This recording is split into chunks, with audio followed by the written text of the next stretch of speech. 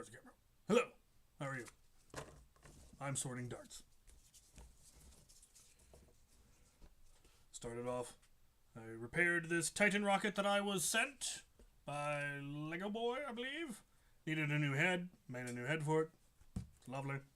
And now I'm sorting darts. These are the darts from my dart catcher here in the Makerspace from when I test stuff. And you'll notice it's mostly rival because I've been building a lot of Proton packs and they require a lot of rival. I got some other stuff in here. Some Mega XL. Apparently a big bad bow arrow. Golf bowls. I recently made some upgrades to my massive burn. Some repairs and some upgrades. And so I got that tested. How was everyone this fine evening? What's going on? Yes. Balls. Balls is the way. Balls is the plan. Balls.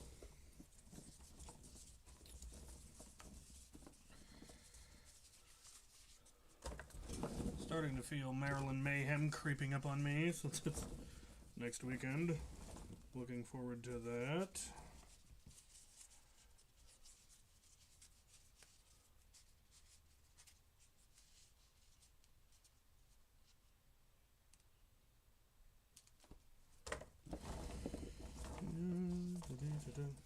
Banana! Banana.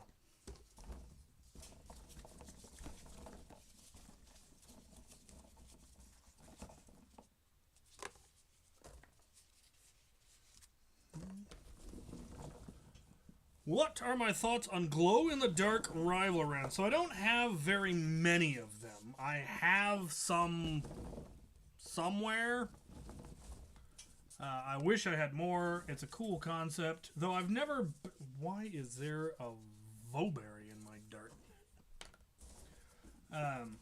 I've never built a rival blaster with a UV LED in it to light them up, but... I have had some.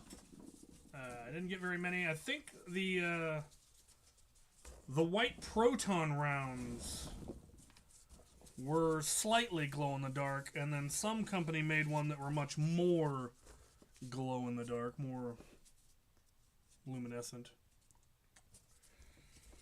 But I wish I had more. Al, you nerd, what are you doing?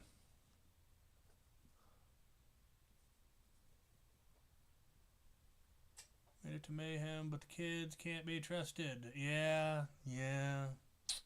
Kids. That's what you get for kissing girls, man.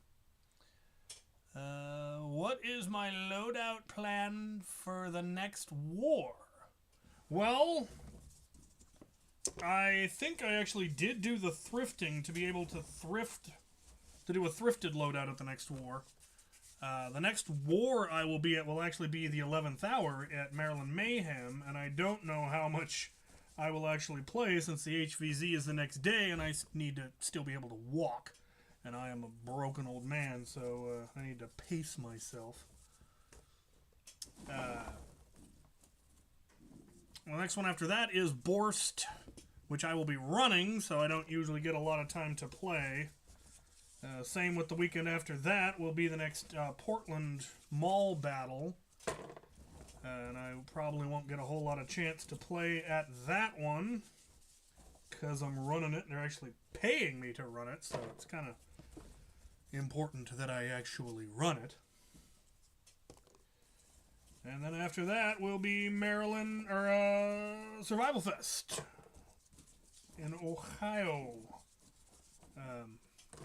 I haven't entirely decided what loadout I'm going to take to Maryland.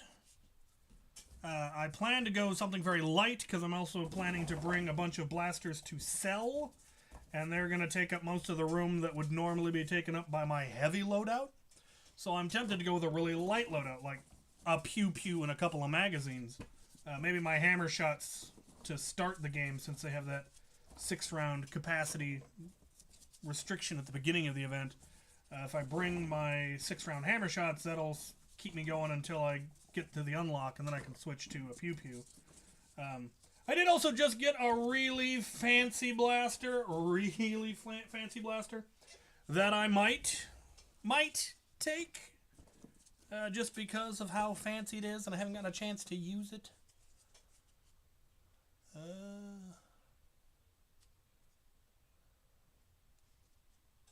What do we got going on? When was the last time? It actually, beginning of the year, I think. I think I cleaned it out as part of the New Year's spring cleaning, winter cleaning, whatever, during that series of cleaning videos. Most of this is fairly new just from Rival, from Proton pack builds, because I've built three new Proton packs that have quite absurd capacities. I've got one that is 5 gallons, 6 gallons, and then I just finished building the 10-gallon one. And I have not yet actually fully loaded it, but I have done the math, and since Rival comes in at just around 1.45 pounds per gallon, that's almost 14 and a half pounds of ammo. And then the tank itself weighs another 12 and a half pounds. So you're looking at a 27-pound Proton pack, which is a lot. The good news is it'll get lighter fast.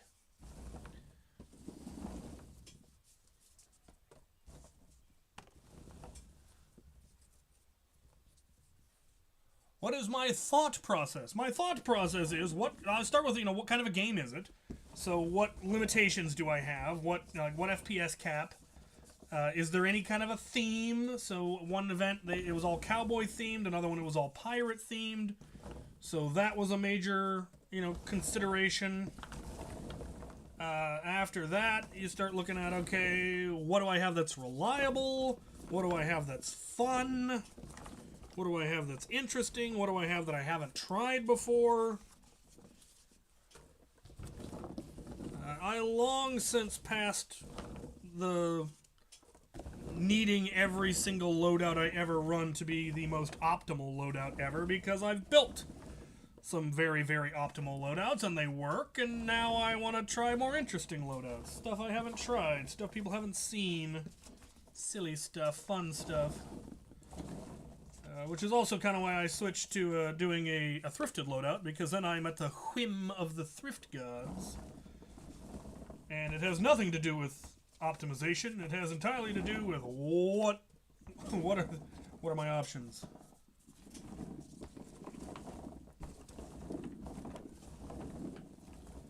Alright, I think I got most of the full lengths.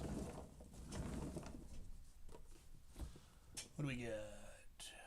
What is your favorite lesser-known Nerf game mode? I don't know, is Titan Ball lesser-known, or is it well-known at this point? Titan Ball is definitely still my favorite. I know it's probably not played in as many places, because not everyone has Titan rockets, because I've got them all! I think this brings me up to 54?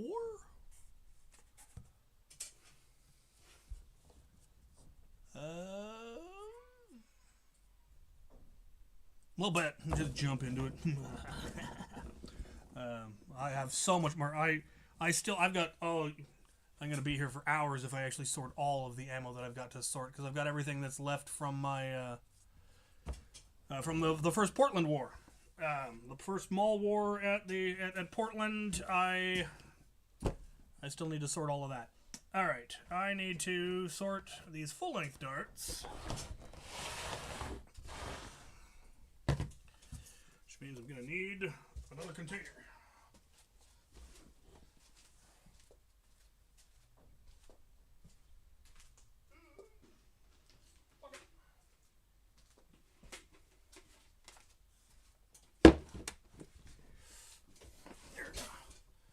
What do we got? How are you doing? I'm alive.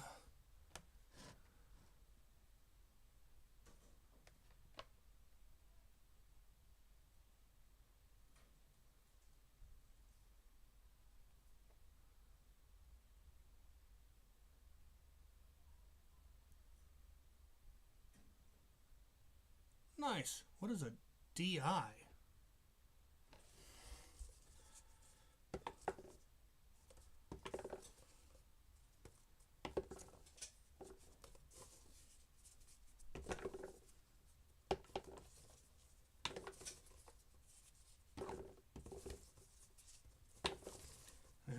idea why there's so much variety in of full-length darts in here. I pretty much only use Adventure Force Wobblehead, so I'm curious where the rest of these came from. Might have been somebody else testing their stuff here.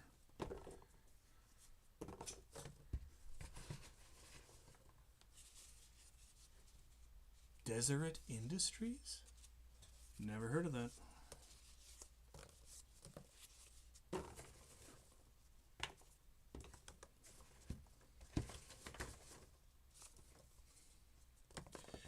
Yeah, it's not uncommon for Titan rockets to have lost their head over the years. They do take a lot of abuse. Luckily, I have rather perfected the art of making custom rocket heads. Just a matter of having the right materials and tools. Got a gizmo that cuts circles in foam and a bunch of stress balls in exactly the right diameter. Some gray craft foam and... was one of those the wrong kind? Maybe not.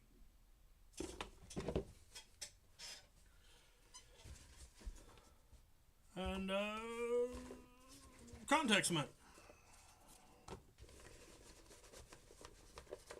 Let's see, what do we get? Clackamas, Oregon. Interesting.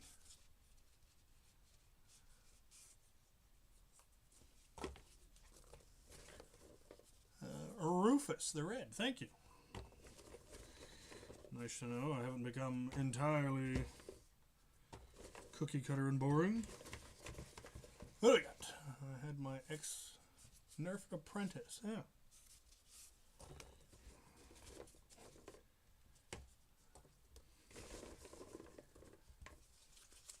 My special tool for cutting a knife? No. It's it is in fact a special circle cutting tool.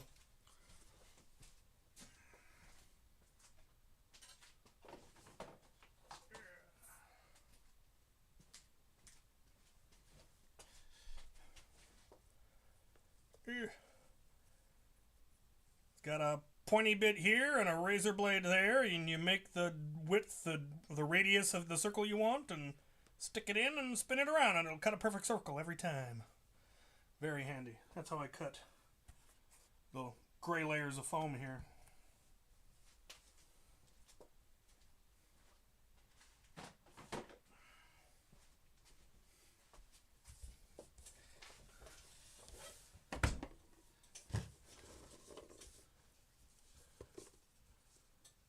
Got back into modding because of me. I refuse to accept the responsibility. You cannot blame me.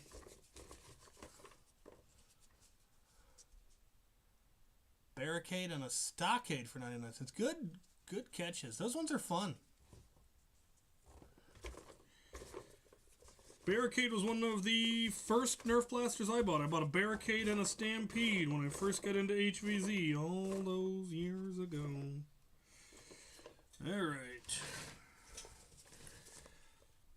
see what we missed.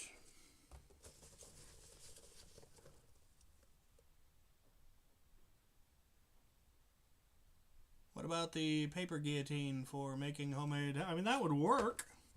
I have a jig that works probably a little bit easier.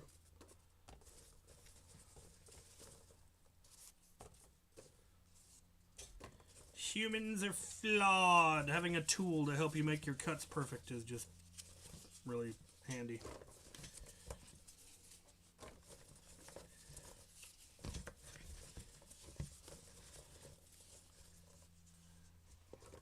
Do I play Dungeons and Dragons? Yes. Yes, I do. I've played Dungeons and Dragons since... I think the first I played was like Advanced Dungeons and Dragons back in high school with my little brother. And then I started playing in college and played a little as an adult. I'm not currently doing any. But I have, and I favor Dwarven Clerics. Dwarven Clerics are my favorite thing to play. I have played many Dwarven Clerics, and each Dwarven Cleric is the son of the previous Dwarven Cleric, which is just fun and silly. One point I played in a campaign where it was in a prehistoric setting, so we were like cave dwarves and elves and humans and stuff, with like fighting dinosaurs and stuff. And so I got to play the first Dwarven Cleric in a long, long line of Dwarven Clerics, which was also fun and silly.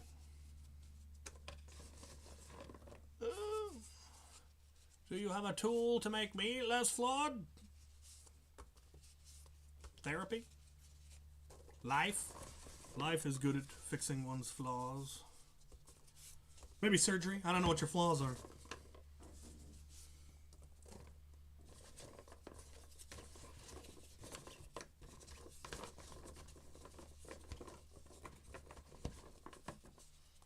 Alright. Oh, no, wrong bin. Half dirt's getting here. Alright. Deal with these later. These can go back in their bin. Ugh.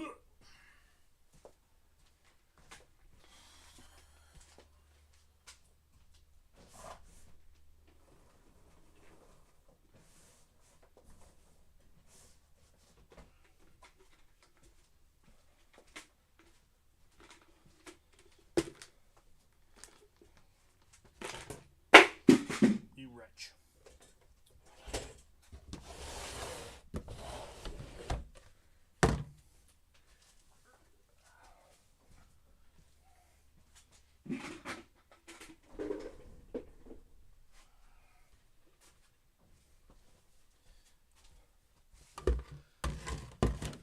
I'm not going to make this any bigger.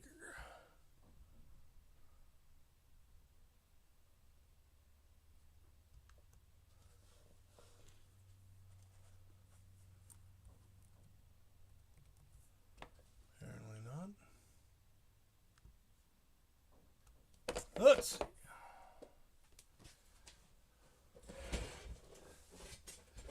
Oh, I have. I've dealt with the whole lineage thing. Let's see. Have you broken the LMG yet? I haven't gotten the LMG working yet. The links that you sent are unfortunately having issues.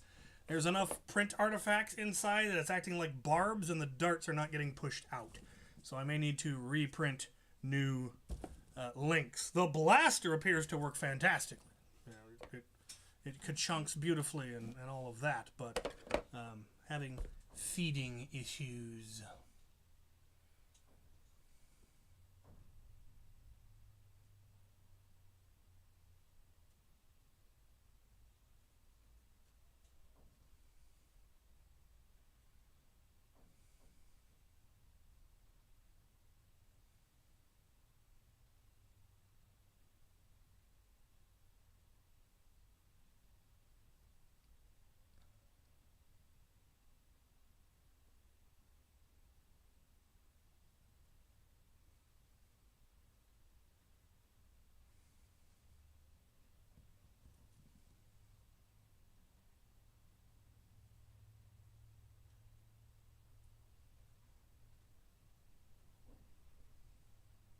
So what do I sort my dart? Most of my darts are sorted into Sterilite drawers of various sizes. I have the big ones, the medium ones, and the smaller ones for the more obscure ammo.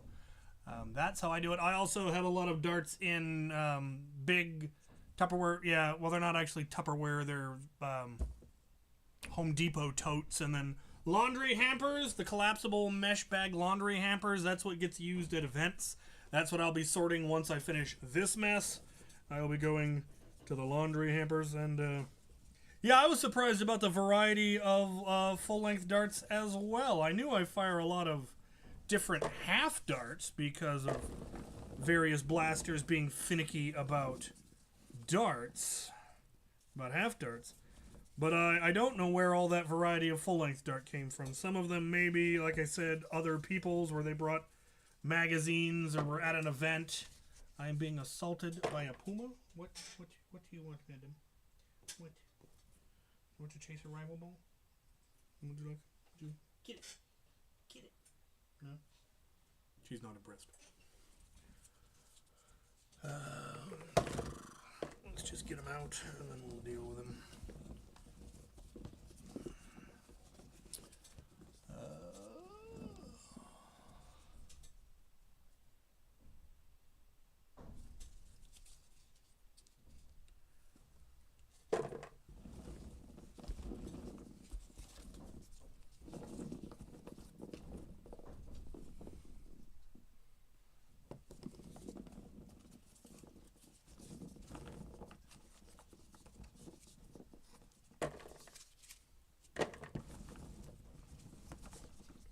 Oh, missed one.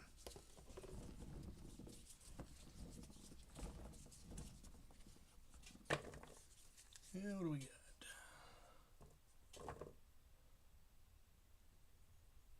The D-Dart Blizzard. Not even sure I know what that is. How to make a pro-level Vortex Blaster. Same way you make anything slightly more powerful. Increase the spring, upgrade the motors, put in a more powerful battery. People have made some pretty neat... I can't remember the name of the big one. The big full auto magazine fed Vortex Blaster. Other than that, you don't need to upgrade it. Just get good with it. It's a case of anything. Well, I'm sorting. That's what I'm doing. I wish I had an area with a scene.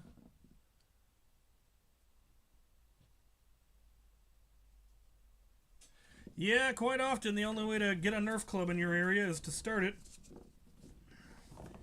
I guarantee there's other people who want to go to Nerf Wars in your area. It's the second most popular toy after Lego. Everyone's got at least a Nerf blaster, and if they knew there was a Nerf War that they could go to, they would probably go buy more. Which is why it kind of baffles me that Hasbro doesn't seem to put any effort into encouraging that type of play. They basically just expect you to be playing in your backyard by yourself. There's no advertising for our hobby, nothing. Just weird. Which is what the World Foam Alliance is trying to alleviate. The goal is to make more people aware of the hobby and connect people so that they can start clubs and eventually do stuff to help them start the club itself, I've got videos on how to start Nerf clubs for that same reason. Wrong bin.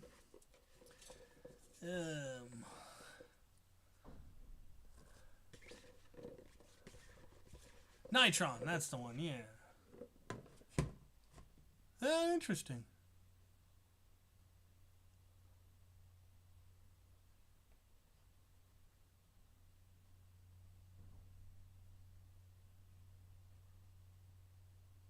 Yeah, running a Nerf club is time consuming. It used to take a lot of my time. One of the beautiful things about having now done it for, 9 years or so, is I've gotten really good at it. I've got everything I need to run a complete Nerf war in a trailer, that I can just hook up the trailer and go. I don't have to worry about, is everything packed? Did I forget something? No, it all goes in the trailer. Everything in there. Only thing I need to pull out are the team markers that we use. Do occasionally, they get washed after every event because they get all sweaty. But that's easy enough to do. Just they're in laundry hampers and usually don't even go in the trailer until the event itself. But I've got everything, all the MacGuffins that we use for all of the game types we play, all my loner blasters, loner darts, all the cover, all of that is in the trailer. But that took me a couple of years to assemble, and the trailer was obviously not cheap, and acquiring all that stuff wasn't exactly cheap. But you can start small and slowly work up to it. Start with, you know, the box that has all the, you know, stopwatches and maybe team flags or however you're indicating your teams, and just slowly build it up. Eventually you'll have enough stuff that you need a trailer. I've already outgrown my trailer and I have big things I would love to add, but I just don't have room. I would need a larger trailer, and I don't want to go to a larger trailer because then it becomes cumbersome to move and to park, and the size it is right now is convenient. Luckily, I do have room then in the back of my car for additional stuff if necessary. What do we got going on? What brand of Nerf rival ammo do you recommend? So,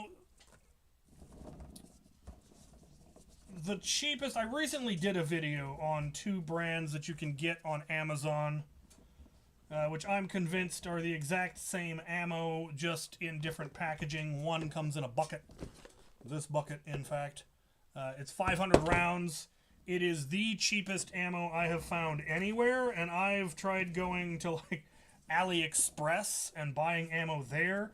The AliExpress ammo is slightly more expensive and doesn't come with a bucket. So, go watch my recent review on rival ammos, and it should have the link, or just go to Amazon and search 500 round rival, and get the one with the bucket. They do also have smaller buckets of smaller denominations, but it's cheapest if you buy the big one, the 500 round one. Obviously, if you don't want to support Amazon, which is why I went looking on AliExpress, and I did find good ammo on AliExpress.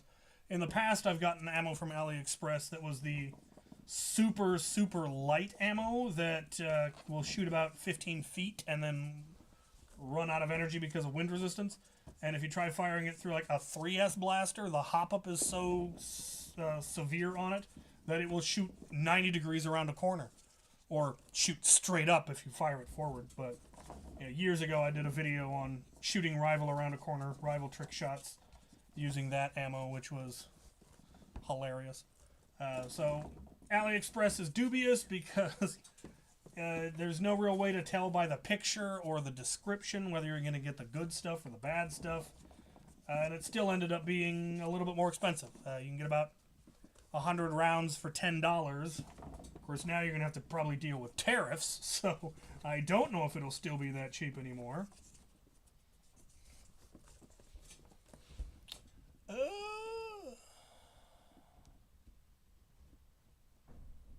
The Dart Zone stuff is very good quality. The stuff with the triangle hex, triangle patterns on it, those are actually very good. The best used to be headshot ammo, but then they had a serious quality control issue, and all of their ammo was so dense it was completely unusable. It would jam any blaster, any flywheel blaster you put it through. It would still work in a Springer, but it would jam and burn out flywheelers, which was obviously a serious problem. Still got some 50 cal rounds in here, though I gotta make sure I pull them out. I don't want to know what would happen if I put one of those through a Proton pack. It would probably just get sucked into the flywheels and jam it and burn out my motors and all manner of other nastiness. Little bitty ones. I've got some new blasters that arrived the other day that I need to review that are almost certainly going to be entirely too much fun with 50 cal rounds.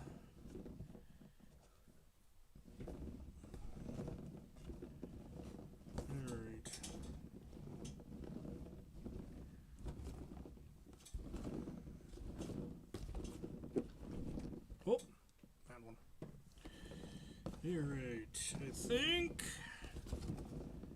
think that's everything. That's not yellow rival.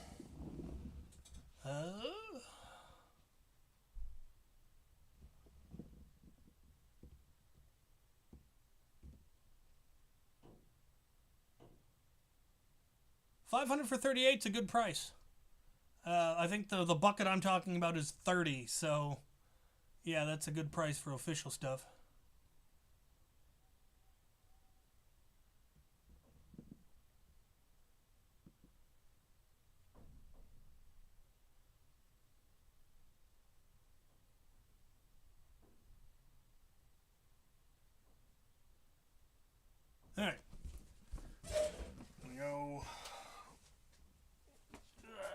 drawer.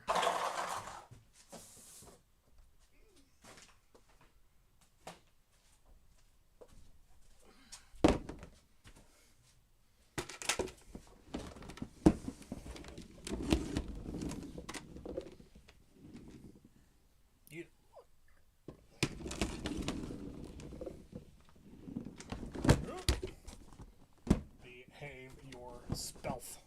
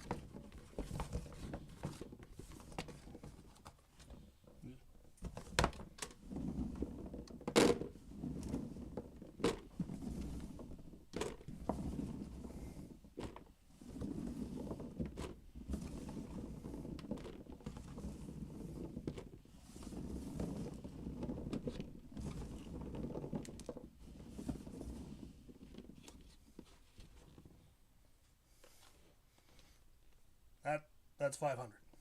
I have no idea how much I've got altogether. Many. Several minis, in fact. Greetings from Northern California. Greetings. Greetings to you as well. Yes, all the balls.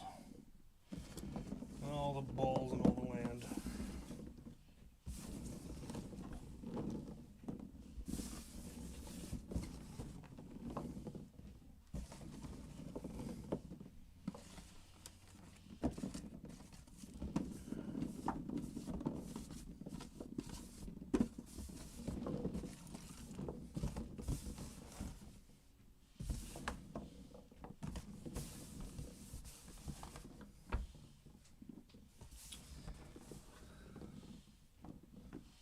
Idea is turning the stockade into my primary rival and get along as soon as I have the new cages. Yeah? The motors on the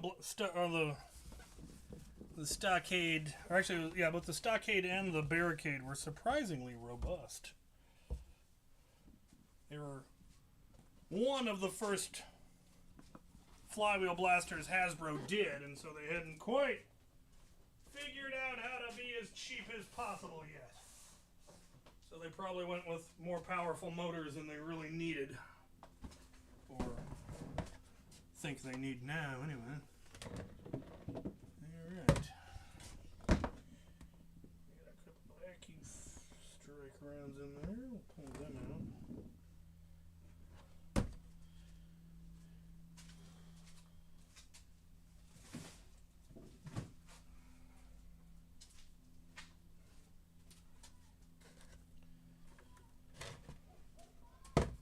All right.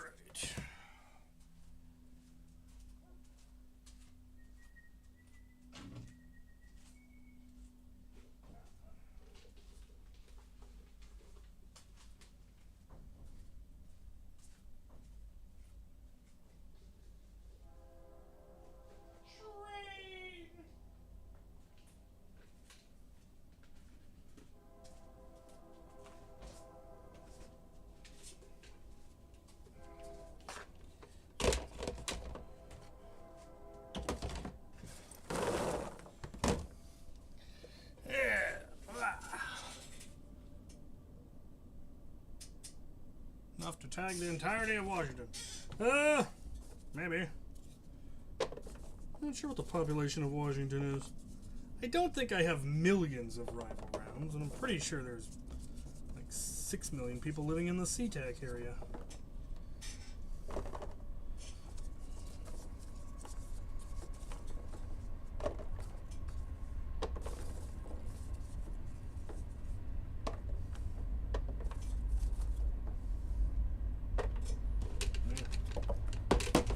What do we got?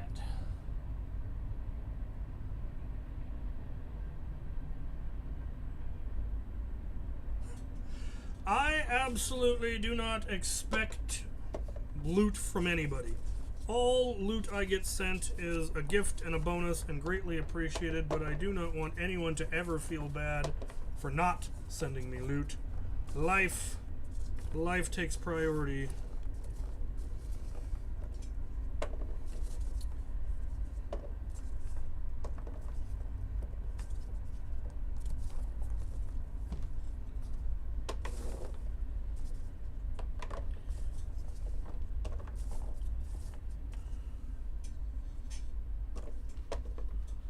What do we got? Built a shellfish today. Cool. Do you think Headshot intentionally killed their ammo? No. I think they just ran into a quality control issue. Can't imagine they would intentionally sabotage themselves like that. What's really sad is, as I understand it, the fact that Headshot was, at the time, such good quality and was relatively cheap, it had at least something to do with killing the Proton rounds out of Darts' rounds that they were getting made. They were getting, you know, really, really nice rival ammo there for a while. But it was a little bit more expensive, but it was worth it because they were much more consistent and they had a better coating. But they just couldn't compete with Headshot. So basically they decided, alright, we'll just carry Headshot, and then Headshot became unusable. So that's the cutthroat world of competition. Alright. Oh. You're no good. I'll have to dump these. What do we got?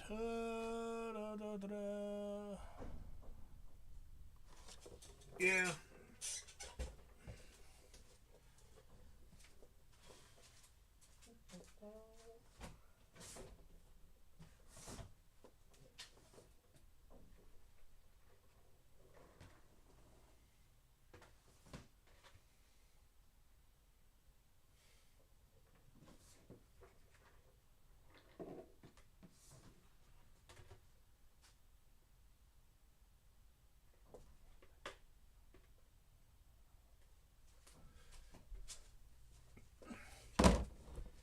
Good.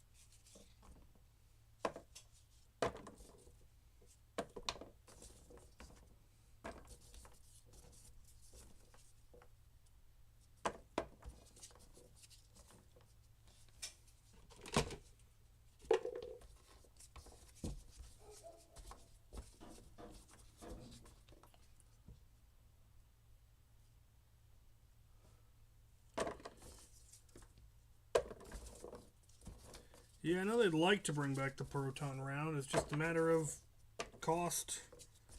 And obviously now it's a bigger issue than it was before. Because tariffs.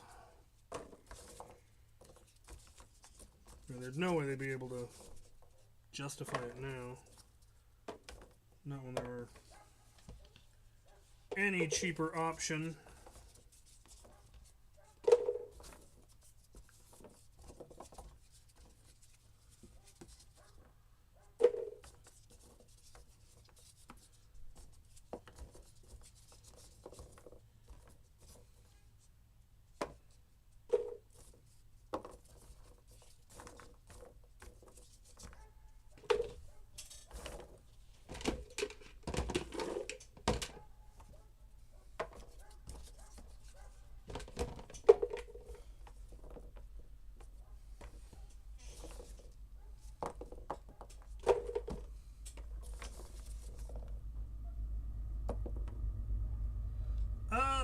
Well, their glow-in-the-dark back, you know, 7 years ago was really good, or 5 or 6 years ago was really good.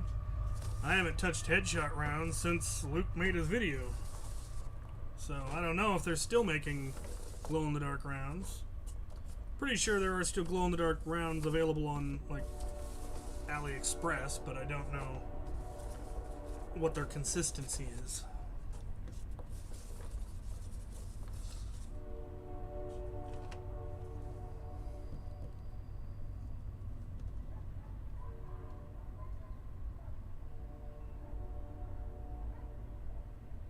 Yeah, that was a fun bin. I think I still have one of the items right over here. I recall the mace. The mace came in that box, and I believe Captain Squid. Captain Squid was in that box. That was a fun box. It got lost in the mess for a while, then I eventually found it again. These things happen. Alright. Let's get these in there. Yeah. Oh, no, you're just dirty. Oh, is that so?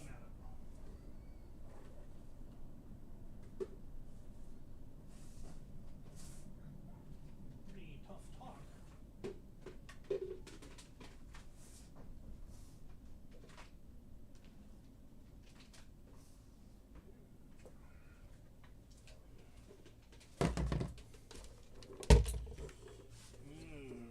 Random stuff.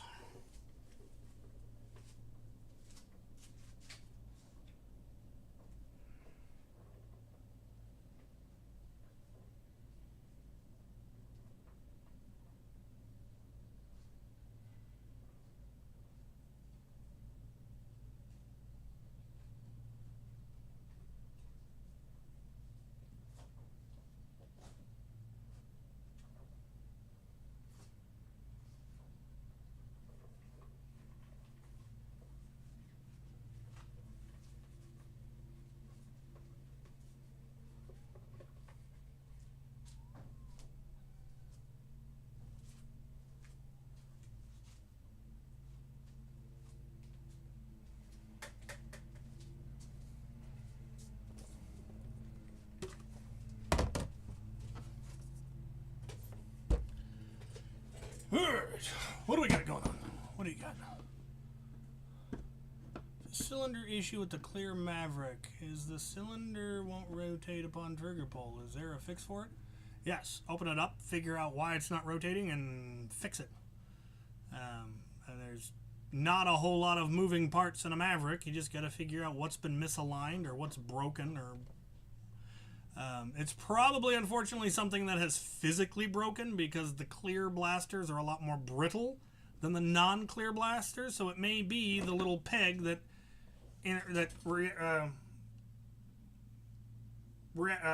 slides against the pins or the gears or the whatever on the cylinder and causes it to index may have broken off. Now you might be able to glue something in, screw something in, get something to get that, or you might have to pull parts from another Maverick. That's pretty much what you're stuck with.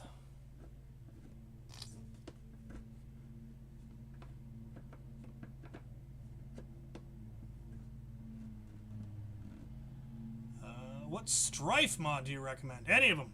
Any Strife mod. There are hundreds, tens of thousands of possible Strife mods.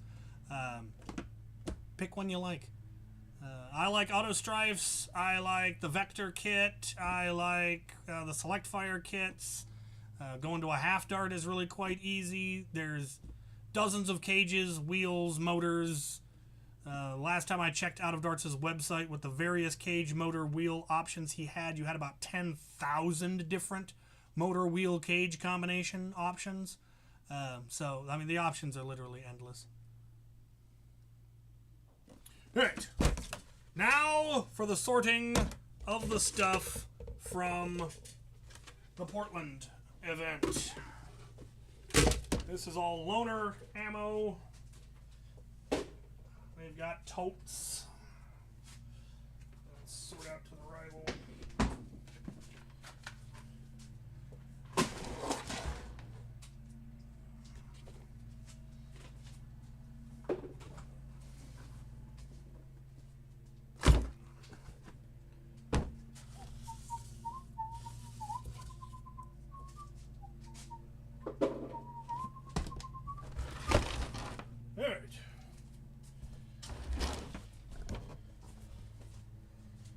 let's grab a bin. Here's one of the least full ones. We'll start with that. I need to replace these. They're starting to fall apart. Oh no! Blocking the camera. There we go. What do we got?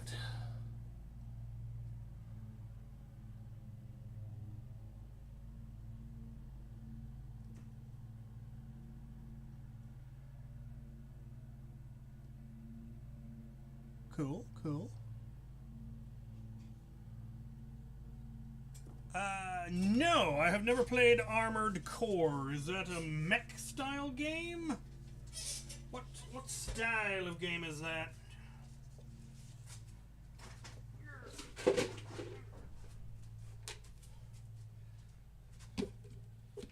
Might be some mega in here.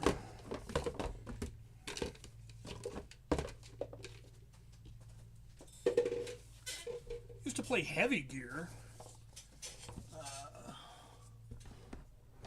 Heavy Gear, the graphics were low enough, it didn't really make me motion sick, but Heavy Gear 2 sure did.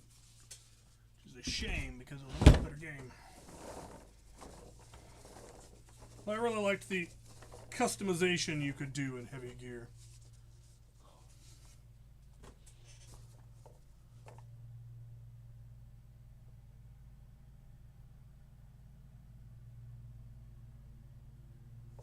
Third person, yeah, third person, no. Third person is the worst for me. Like, full on top down I can do. So things like Age of Empires and Warcraft and Starcraft and those I'm fine with. One of my favorite games when I was in high school was a game called Battlezone, which was a tank simulator, a hover tank simulator. And the first one, again, the first game didn't give me any grief for some reason. But the second game, the graphics started making me motion sick. But in the second game, you could get out of your tank and go into a radar station and just play the game like it was a top-down strategy game. Which was really, really cool. You could kind of do that in the original one, but not as well. Because you couldn't actually just get out of your tank and do it somewhere. You had to have a satellite connection sort of set up. And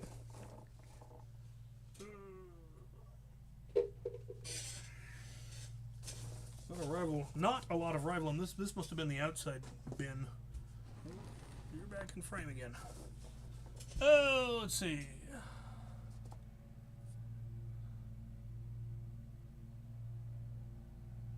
Mayfly with a Midnight Maverick. What's a Midnight Maverick?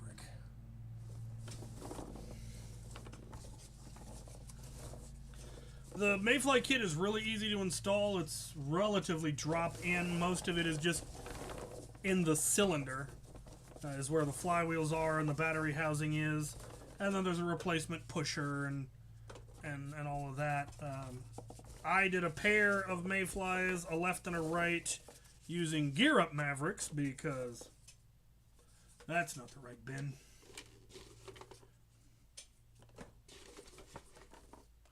I'm throwing darts in the mega bin for Lord knows how long now.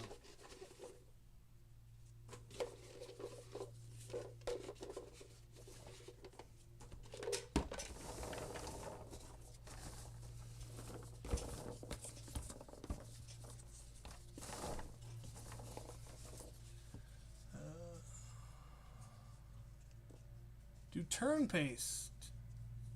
I don't know that I've ever played a turn-based RPG.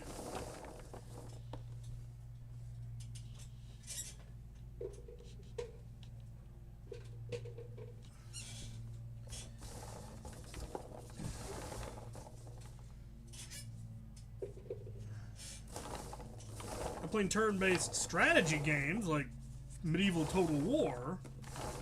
And I love those. I remember playing one back in the days of DOS called Fantasy Empires, which was very D&D coded without really being D&D.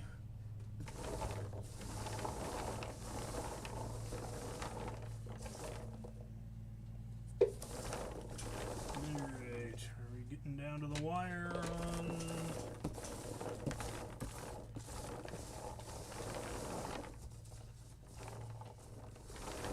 I think we've got everything that's not a half dart. Alright. Oh, there's one.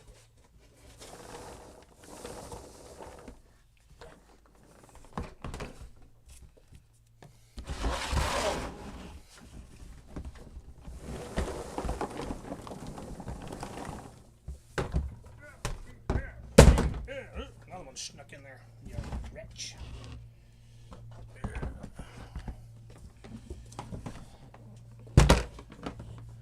What do we get?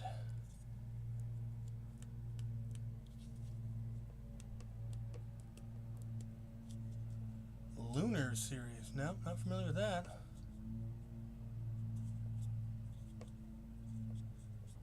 Have a good evening, Nathan. Have a lovely evening.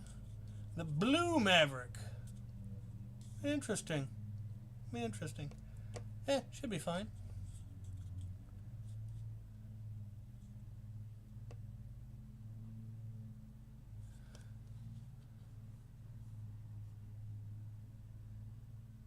I used to really enjoy the old TSR games.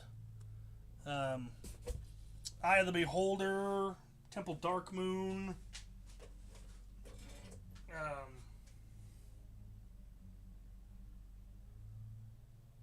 Dungeon Master. I think it was just called Dungeon Master. Alright, now we get to the big ones. Oh, there was just all kinds of dirt in here.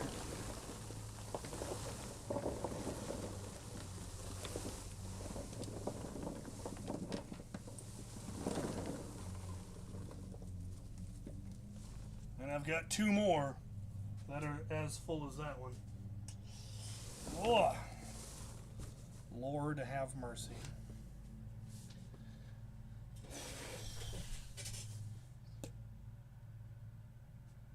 Pokemon. No, never got into Pokemons.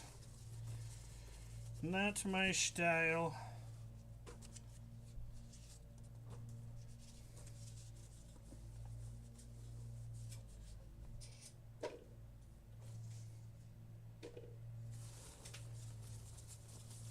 Not that anything against it, just never really encountered it.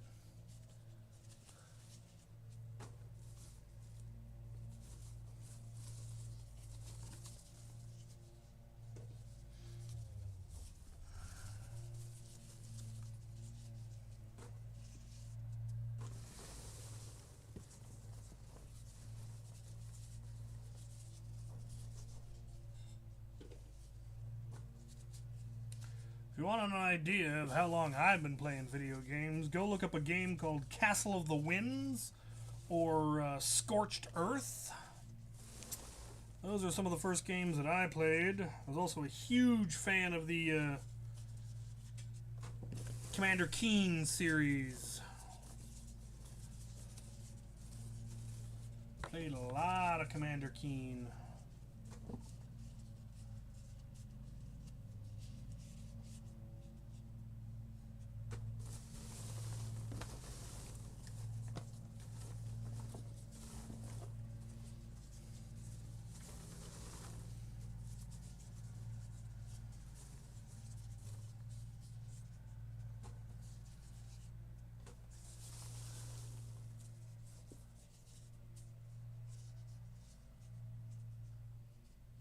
Yeah, you're not wrong. AccuFakes in streamlined colors is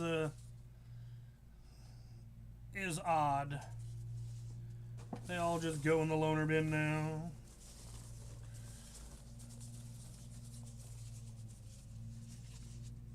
The loaner bin is due for a culling. They're slowly getting torn up.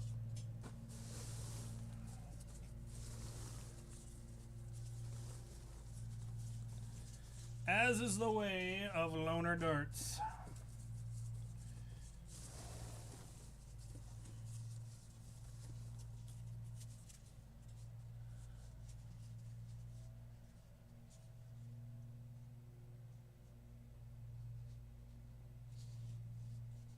Commander Keen is the Doom guy's father? That's a fan theory I've never heard before. Or is that official? That would be fantastic if that was official. I would happily accept that headcanon either way.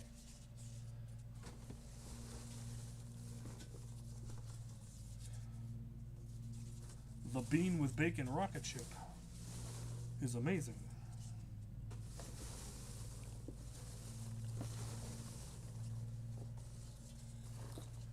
Vogons? Is that were those the bad guys? I think they were Vogons. No. No, Vogons are from The Hitchhiker's Guide. What were the bad guys in Keen called?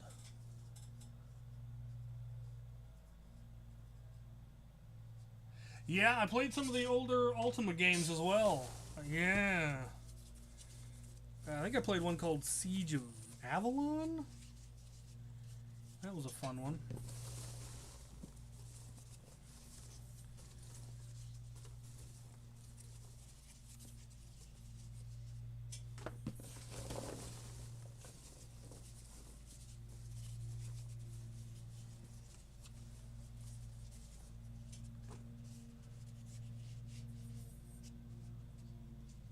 Red Alert, yes! I played Red Alert in high school. Made one of my friends very annoyed with me.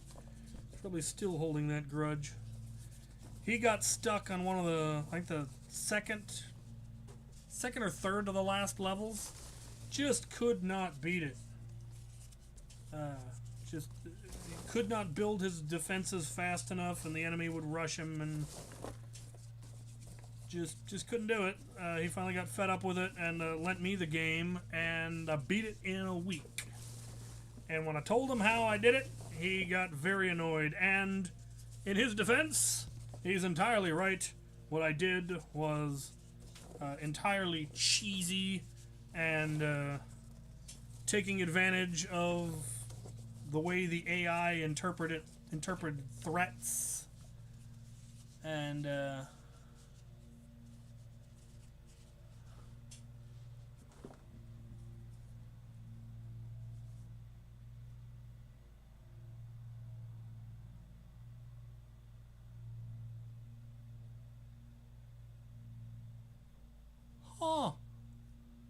I'm going to have to look into that now. ID software?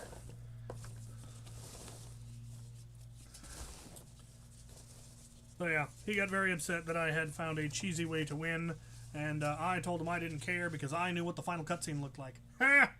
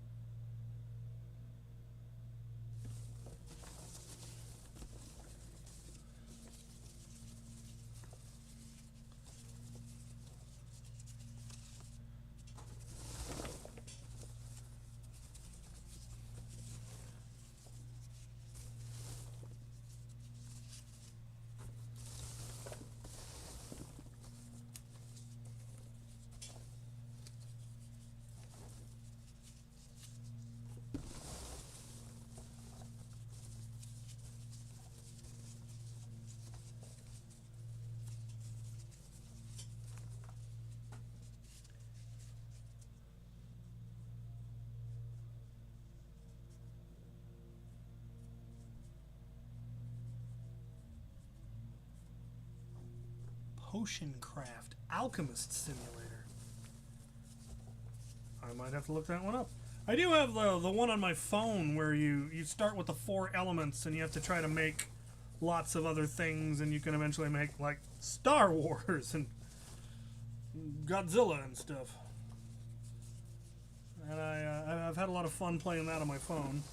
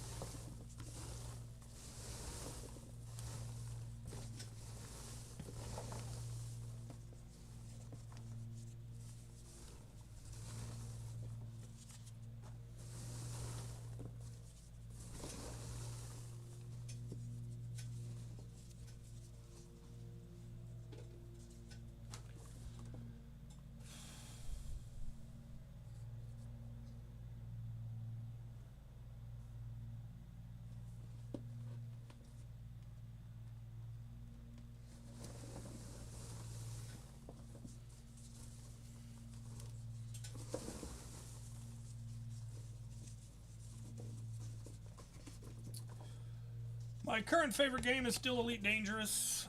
I play a lot of Elite Dangerous. I play as much Elite Dangerous as I can find time for. I never seem to find enough time for it.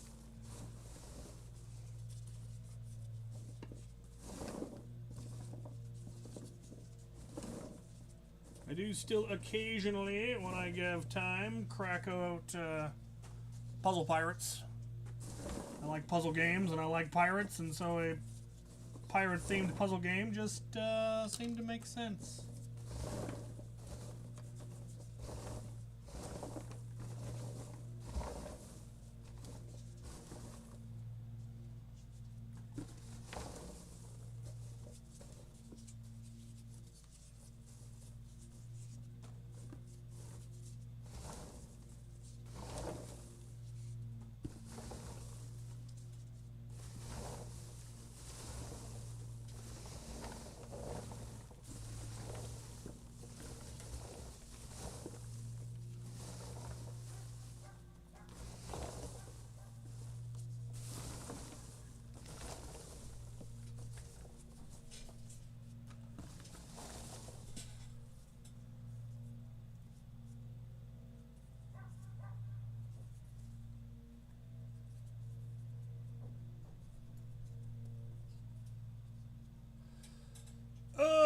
That is a good question. How do you get organizers to not order bad ammo? Yeah. You'd think somebody organizing an HVZ would know better. But oddly, often people who organize events aren't people who actually partake in the hobby, and so they just look for the cheapest ammo available, and it's usually going to be FVJs or Vowberries, and then you have problems because the ammo isn't allowed, or it'll break blasters or hurt people, or maybe not injure people, but make the game less fun for a lot of, especially for the zombies. Provide alternatives. That's pretty much all you can do. I want to say it was Theodore Roosevelt who is credited with having said that complaining without offering a solution is just whining. So if they're providing bad ammo, give them sources to better ammo. Oddly enough, the best ammo available is the stuff sold at Walmart, and it's among the cheapest. Who would have guessed?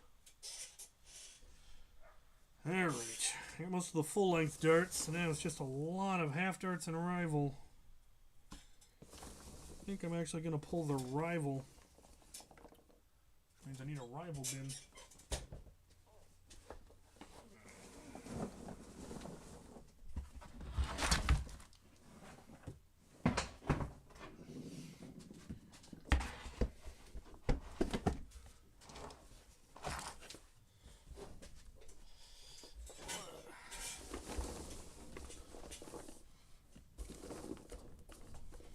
Now, what do we get?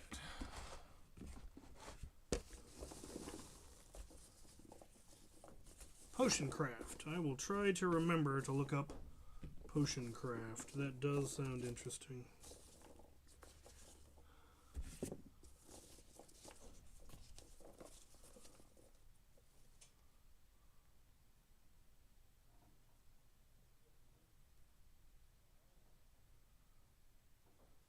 The Phobo.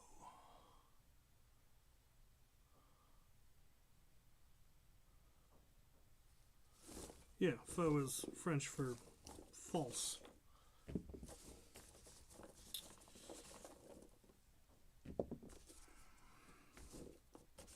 Is the Phobo a Springer?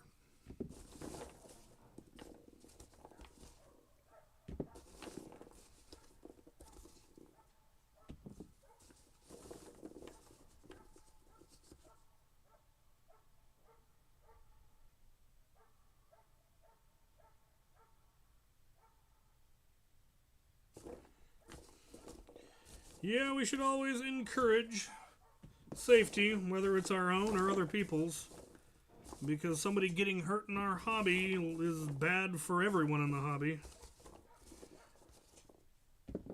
especially depending on how injured they get and how preventable it was and how much of a fuss they choose to make about it afterwards. And just, you know, people getting hurt is not good. So if you can prevent it, do it.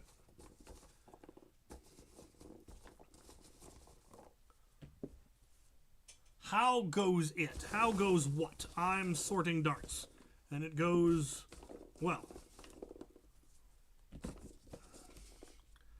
This is all the detritus, all the unsorted darts from the recent battle at the Portland Mall, the Lloyd Center Mall in Portland that we had 2 weeks ago. Was it a week ago? I think it was a week ago. Time is an illusion.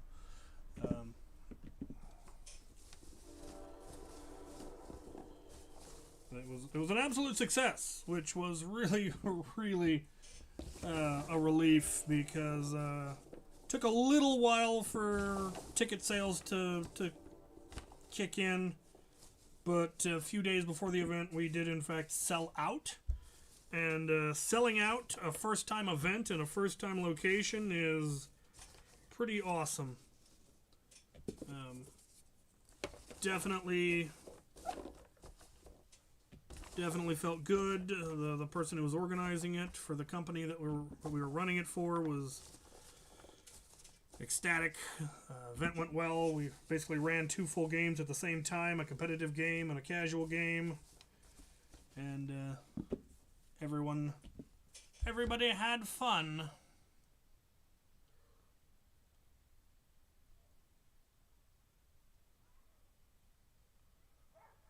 I don't currently have plans to go to End War.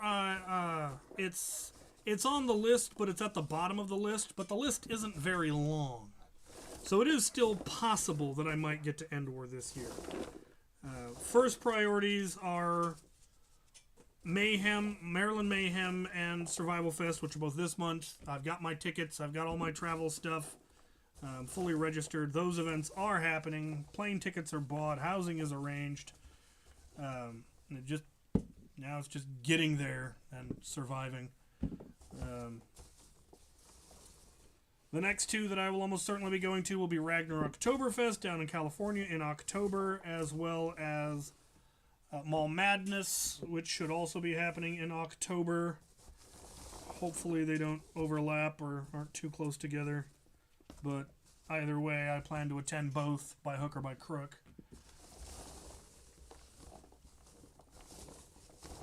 And then End War is on the list.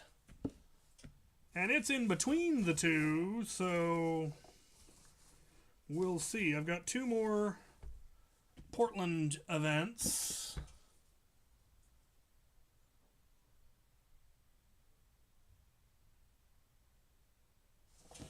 Ooh, That's a good question. Should loaner darts be sorted? Well, I would never not sort the darts. Just because of how much easier it makes it for people to be able to reload rather than digging through a big old bin of assorted darts. I don't think there's anything inherently wrong with the idea of having them mixed, but I would never not sort the darts. By the end of the day, they all get mixed up. Usually at Fort Borst, this is rarely an issue because we've got a lot more time after the event at Fort Borst, and people will get 7 or 8 people all huddled around the collected darts, sorting them, and it takes 20 minutes to sort them all. At the mall battle, we did not have the luxury of that much time. And so they just got poured into bins and given to me, and well, I enjoy sorting darts, so I get to sort the darts. But as to the local club, it comes down to how much energy you have, how much ammo you have, how many bins you have. If people don't like it, they can bring their own ammo, frankly.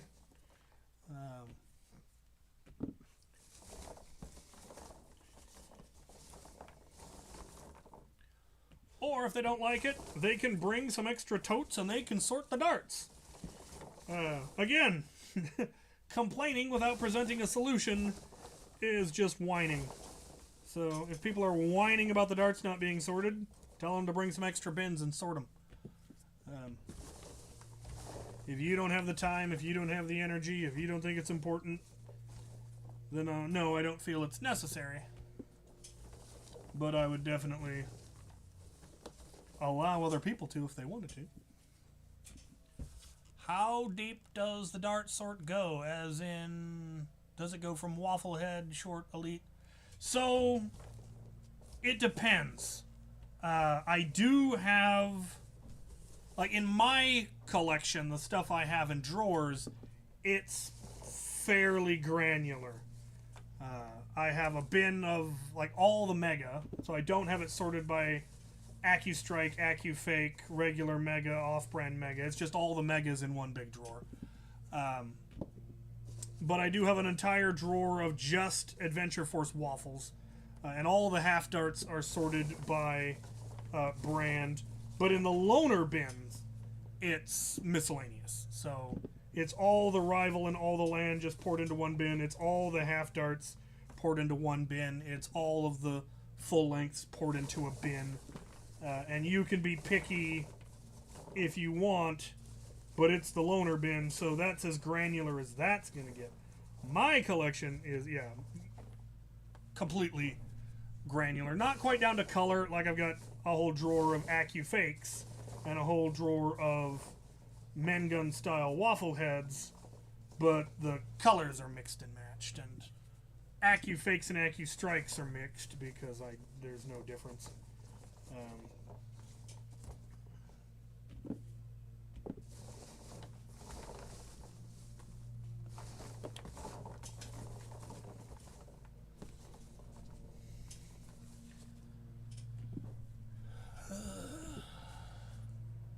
And here I am with, yeah, I remember a time when ammo was a commodity for me.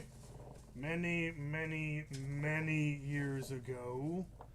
Back when I was doing HVZ and scrounging for darts. And then I started helping run the Nerf wars. And more and more people started treating darts as expendable. They'd buy new darts for the event. They'd come to the event. They'd shoot their darts. They'd help pick up the darts, but they wouldn't collect their darts. They didn't care. They would just buy new darts for the next event. And so I ended up going home with the loaner darts more and more and more, and eventually bringing loaner darts. And now I have tens of thousands, maybe hundreds of thousands. I don't even know. I wouldn't know where to begin to count. Of darts. I remember when half darts first came out and people were either making their own or were buying them from, the first worker darts that started showing up. The handful of 2 or 3 guys who were running half darts were meticulous about getting every single half dart back. And now they're so cheap, nobody cares. I find it a little weird that full-length darts are cheaper than half darts. You'd think that would be the other way around, but for whatever reason, they're not.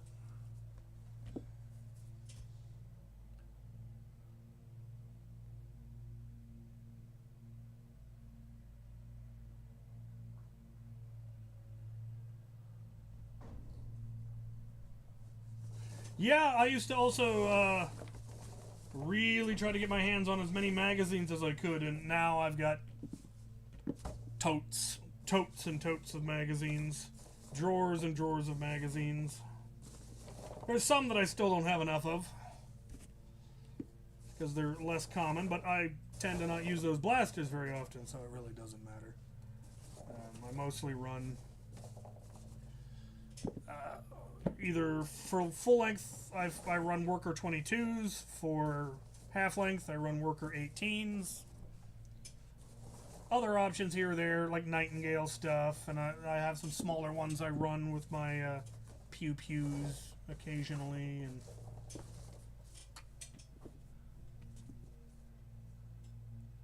good afternoon.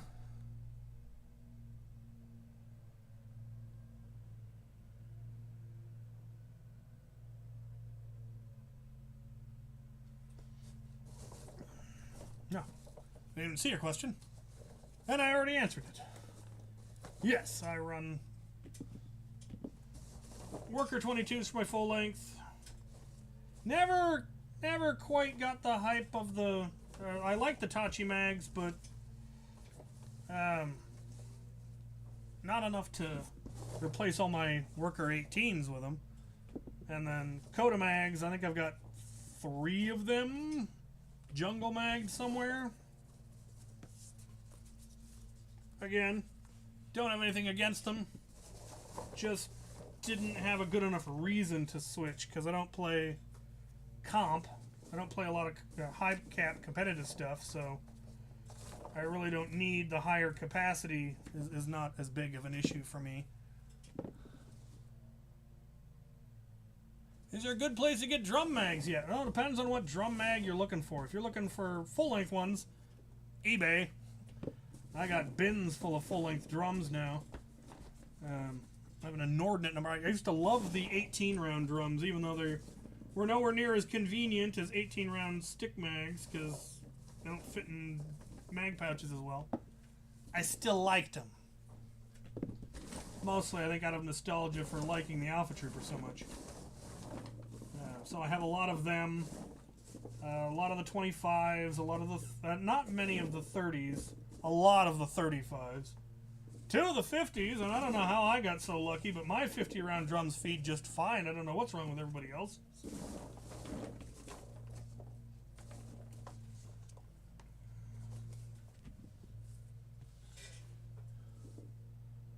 Oh yeah, I have indeed seen all of the LEGO leaks. The 4 new factions. I am excited for the 4 new factions. What particularly excites me is that they are non-IP, which means they may, in fact, end up on the online Pick-a-Brick, which means it may be possible to just buy 100 of them and build my armies. I'm sure there are so many other LEGO army builders that are just as excited that they're going to be sold out on the Pick-a-Brick for the first couple of months, but that's true of any time they get good medieval torsos on Pick-a-Brick. You know, the Wolf Pack and the Black Falcons, and then once everyone finally gets their fill, then you can finally get them. So I might wait.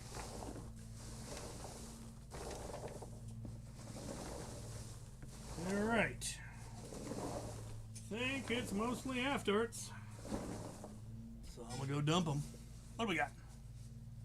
Hate the Tachi mags are gone. Oh, you hate that Tachi mags are gone. Yeah.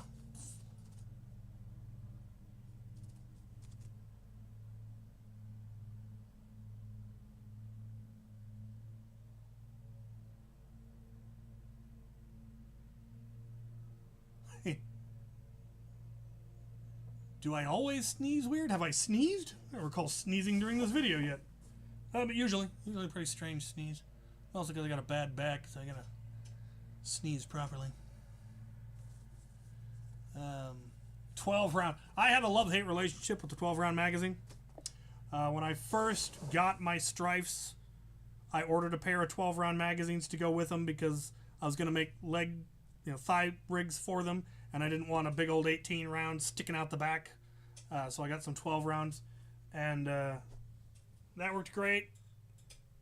And then eventually I transitioned to something else, and I found a pouch that perfectly fit 2 12-round magazines, and I put it on my right thigh rig, on my Strife holster thigh rig, and they have been there for the last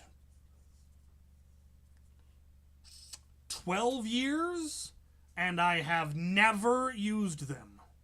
I've never remembered that they were there. There have been times where I was out of ammo. Every magazine on my vest was gone. My dump pouch was empty. I thought I was out of ammo and finally died for lack of ammo, only to then remember I had 2 12-round mags on my thigh rig. This has happened more than once. And it's sad. What? Oh, I'm being assaulted by a puma. Hello? You want to come up and say hello? No? You want to go in the house and get food, don't you? Don't you? I'm gonna go dump this bin. Let Swamp Cat in for food. Probably get a snack, and I shall return. Talk amongst yourselves.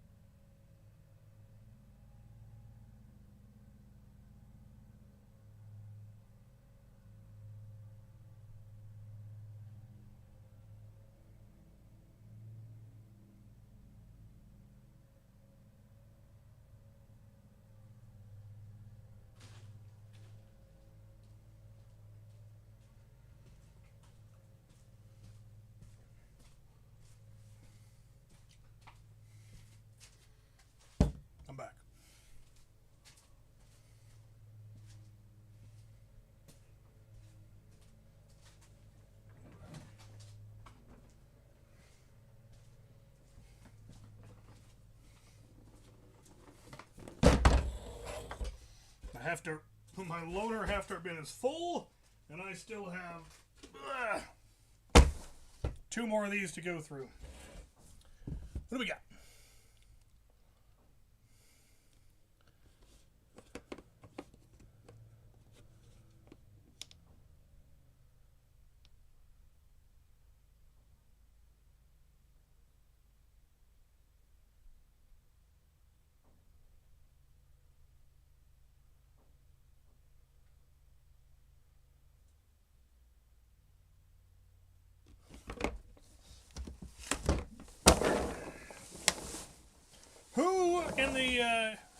Who among you is going to be at Maryland Mayhem, and are you aware of the root beer challenge that I have put forth?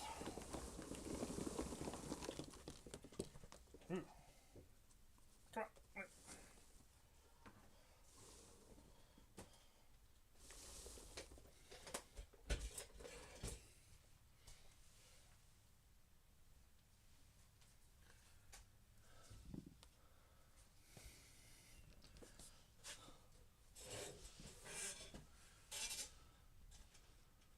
I support this plan. I have made the Titan Proton Pack blaster, but I have not attached a Titan rocket tank to it. Titan rocket launcher.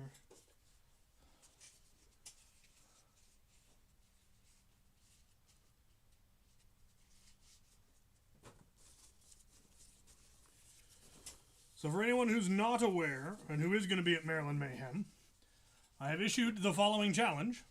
Anybody who brings me a bottle of root beer, a glass bottle of root beer, will receive a button. I recently acquired a button maker, and I'm going to make buttons. And I'm going to give buttons to anybody who brings me a bottle of root beer. The first person to bring me a bottle of root beer that I've never had before will get an extra special prize. Now, the requirement is it does have to be a glass bottle. And to facilitate this, I recently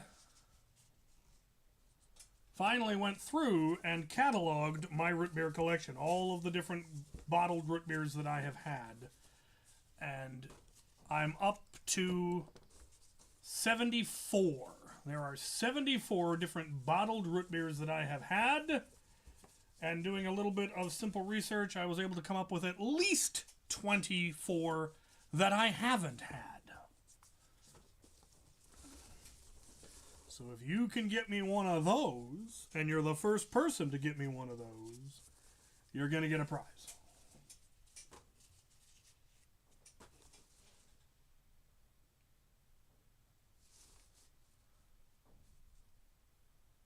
What happened to the range? Nothing. The range is still there. I just haven't been doing it for the World Foam Alliance for reasons. I've been too busy with too many other things. The gyro strike. Which is the gyro strike?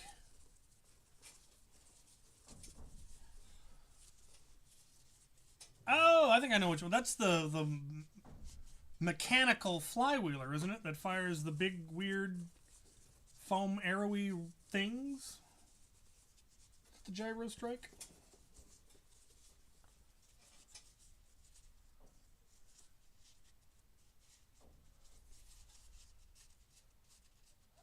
You know what? If you can bring me a homemade root beer that's actually fairly professionally bottled, if it's got a label on it, I would be very tempted to accept that as long as it's good. You know, it's got to be cold, it's got to be carbonated, and it's got to be in a nice labeled bottle. I would put that in my collection as long as it's a glass bottle that I can put in my collection. Your best bet to find a root beer that I haven't had is going to be at a microbrewery, because most microbreweries have their own brand of root beer as well. So, I mean, if I'll accept microbreweries, I don't see why I wouldn't accept a homemade one.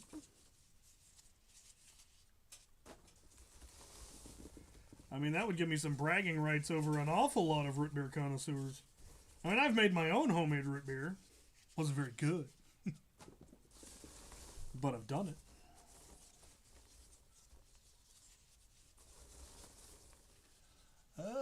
Yeah, manual fly wheeler, yeah. You know what? A custom Captain Xavier root beer with my face on the bottle, or at least my logo on the bottle, that would be hard to beat. Now remember, you got to be the first one, because I'm only bringing the one prize, but that would be pretty cool. Not gonna lie, that would be pretty cool.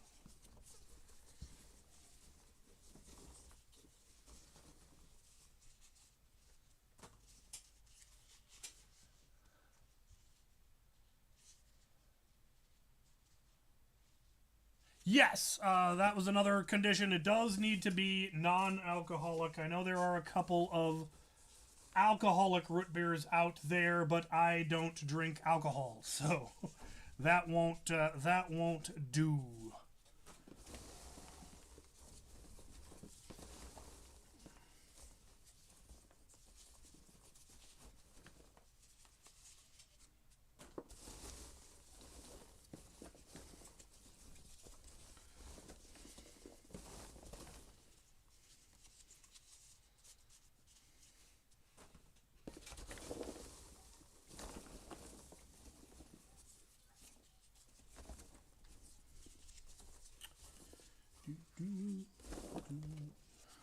What do we got?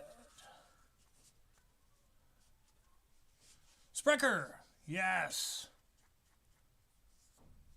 They make a huge variety of sodas, and they are all top tier. Like their Puma Cola is kind of their take on, like, you know, Pepsi or Coke or Dr. Pepper. And it's just better than either of those or any of those. They make a grape soda that's delicious. Their cream soda is delicious. Their orange cream soda is delicious. Yeah, I've had a lot of them. I don't know that I've had I've had at least one of their apple ones, I think. I hopefully will be visiting a place that has a larger variety of the various Sprecher sodas, and I need to remember to grab all the ones I don't have, because I don't. Somebody, I think it was the Talesians, somebody sent me a great variety of Sprecher sodas, and I unfortunately didn't keep all the different bottles of the different Sprechers, and I kind of regret it now, but that just gives me a chance to find them. Incidentally, the root beer that I have here, I've had before, but somehow didn't have a bottle in my collection. There were a couple that I must have just assumed I had them, and so never put one in. This is Bedford's. I got it at Safeway. Ugh.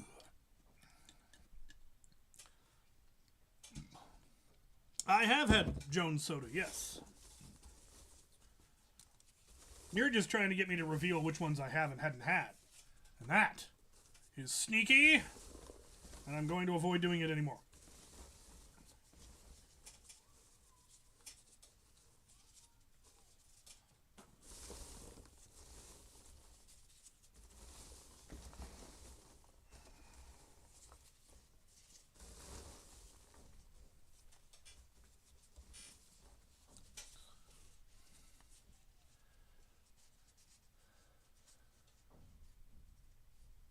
Yes, that is what I have heard about Fanta.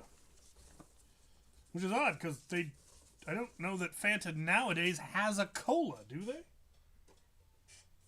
It's mostly fruity flavors. I am a fan of orange Fanta, though I do prefer Crush and Sunkiss.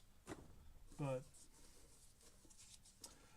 I first really kind of got into Fanta my first trip through Europe, because I couldn't get root beer and I couldn't get Mountain Dew. So I turned to Fanta, and it got me through.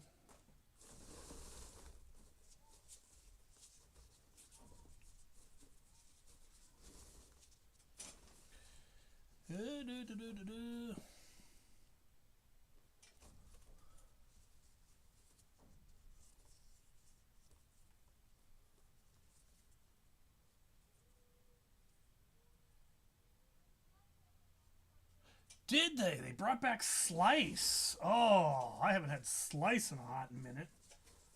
I have to, who do you know where, what store? Is it like a store exclusive or is it just everywhere now? Man, Slice.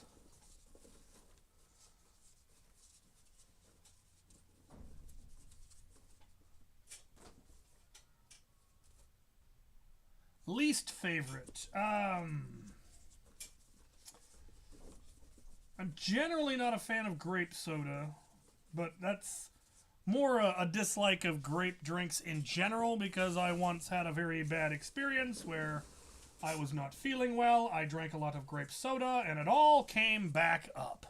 And as a result, I've kind of lost my my taste for it. Not generally a huge fan of colas in general. I'm not a Pepsi or a Coke drinker. I do like a good Dr. Pepper. I do like any of the citrusy drinks. Well, I don't drink Mountain Dew anymore. I used to drink an inordinate amount of Mountain Dew, and then just one day took a sip of it from a can and was like, this is disgusting. Why am I drinking this? And I haven't touched it since, but it did become an ongoing gag at work for a while. Least favorite.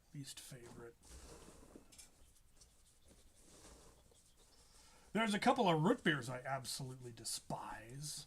Shasta root beer is pretty nasty. Teddy's root beer I absolutely refuse to drink. There's a couple of like either caramel or butterscotch flavored root beers that I also are. It's too much for me. Too sweet. And I like caramel. It's one of my favorite candies is caramel, but the caramel root beer stuff. And I like butterscotch candies as well, but just not in my root beer.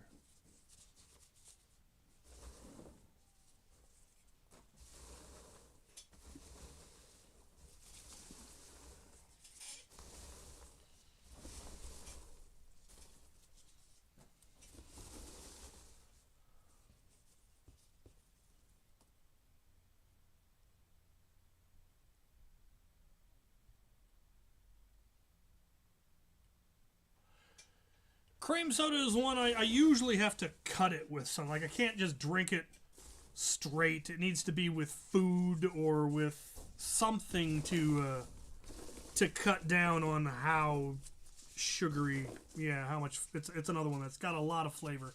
I do like cream soda, but I generally won't drink it by itself.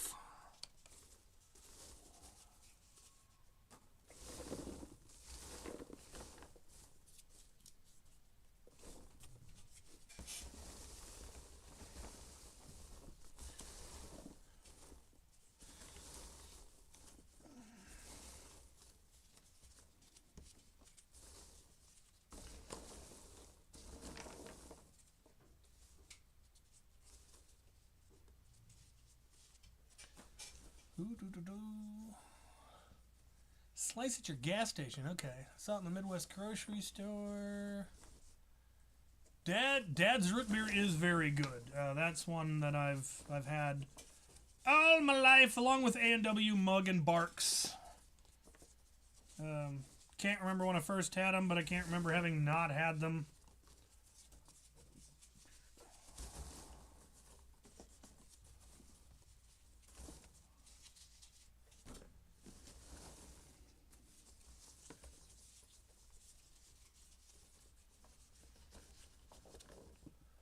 That's one I don't know if anyone ever made. I don't have a mug. I've got a bunch of different A&W root beer mugs, and I've got Barks and Mug root beer mugs, and I've got some Sprecher root beer mugs, thanks to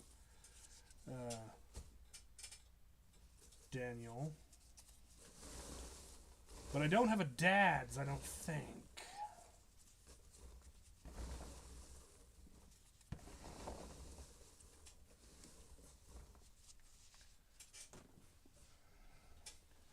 Do I prefer diet drinks? No. No, I absolutely despise the taste of any and all diet drinks. They taste like chemicals, and I don't like it. Somebody once, somebody in an attempt to appease me, brought me Diet Shasta. And it was the most vile thing I had ever had in my life. They were lucky that I didn't take it personally.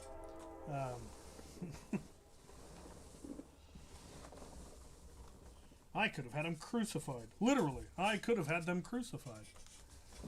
I had someone else crucified. Or it wasn't that weekend, it was the next war. But I have had people crucified.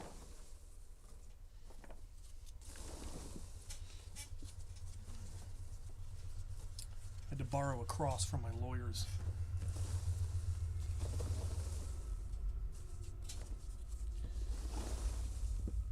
The best part of all of that is none of that is a lie or hyperbole. I had to borrow a cross from my lawyers so I could crucify a man. I used to lead a much more interesting life.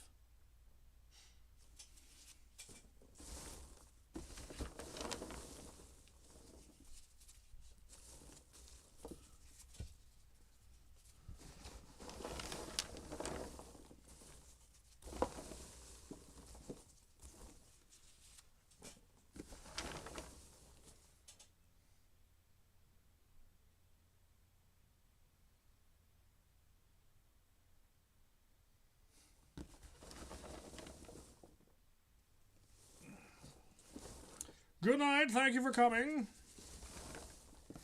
I think we're getting down to the last of the full lengths here. My full length bin is almost full.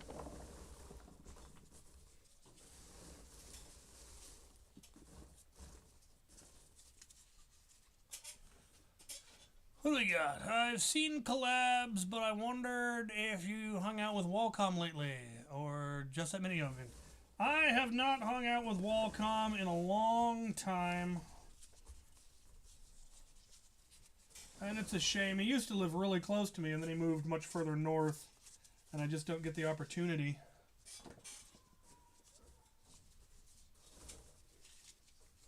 And he is very busy doing his own stuff now. And I've gotten a lot more busy with work and running events and travel and life. I do plan. I want to get back into doing K26 videos. Again, the downside with K26 videos is they take a lot to make. It takes a lot of time to make those. And I used to have more time. And then my job changed, and now I don't have nearly as much time to make those long-form videos. Because, I gotta... it's got the intros and the chronographing and the range testing of them before I mod them, and then all of the modding, and checking those things can sometimes take a while. Taking them apart, trying to put them back together, checking different springs, all that, putting it all back together, taking it apart, putting it back together. Refilm all of the chronograph and range footage, and then all the editing.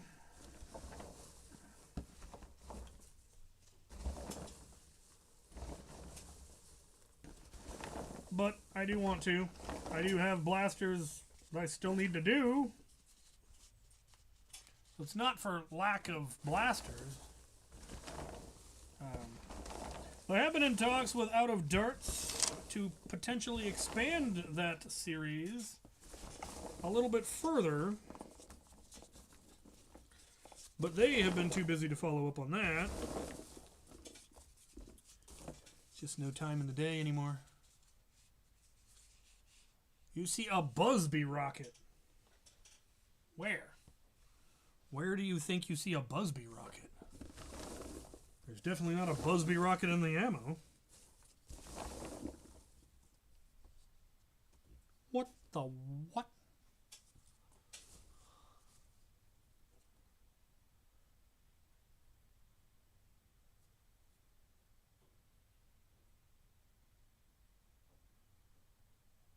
No, I don't think Rival's dead. I sure hope Rival isn't dead. I need Rival. I think it's too successful a line for them to eliminate it entirely, or at least... You know, I don't have any idea what Hasbro is thinking anymore. Their choices in the last couple of years have just been absolutely baffling. From a hobby perspective, from a business perspective. The fact that they've decided to make all of their own product obsolete so that their new stuff is not backwards compatible with their own stuff. I do not understand how anybody managed to pitch that as a good idea. You know, you've been using the same, more or less the same darts for 20 years or more. And the amount of blasters that are out there, the amount of magazines and peripherals and all of this, and you're just gonna eliminate all of it by switching to a new ammo type. It doesn't make any sense. I know they're wanting to not be compatible with their competitors, but it's just such a bad move, in my opinion.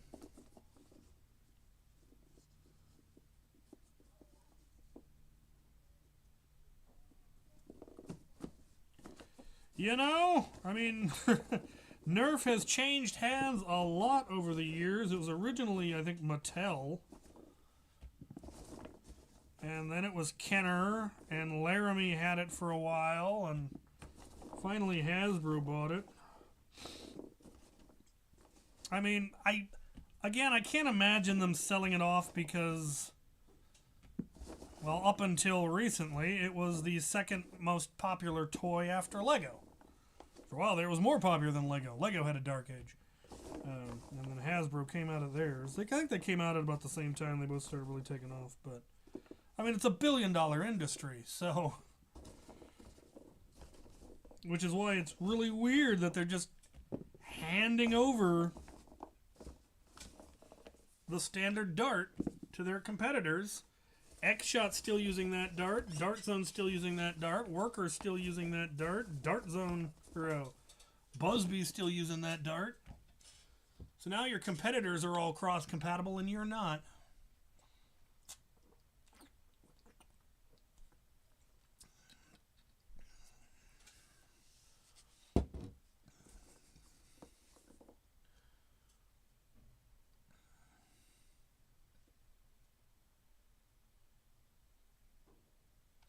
Yeah, it was a shocking time. I was in high school and college during the dark age of Lego.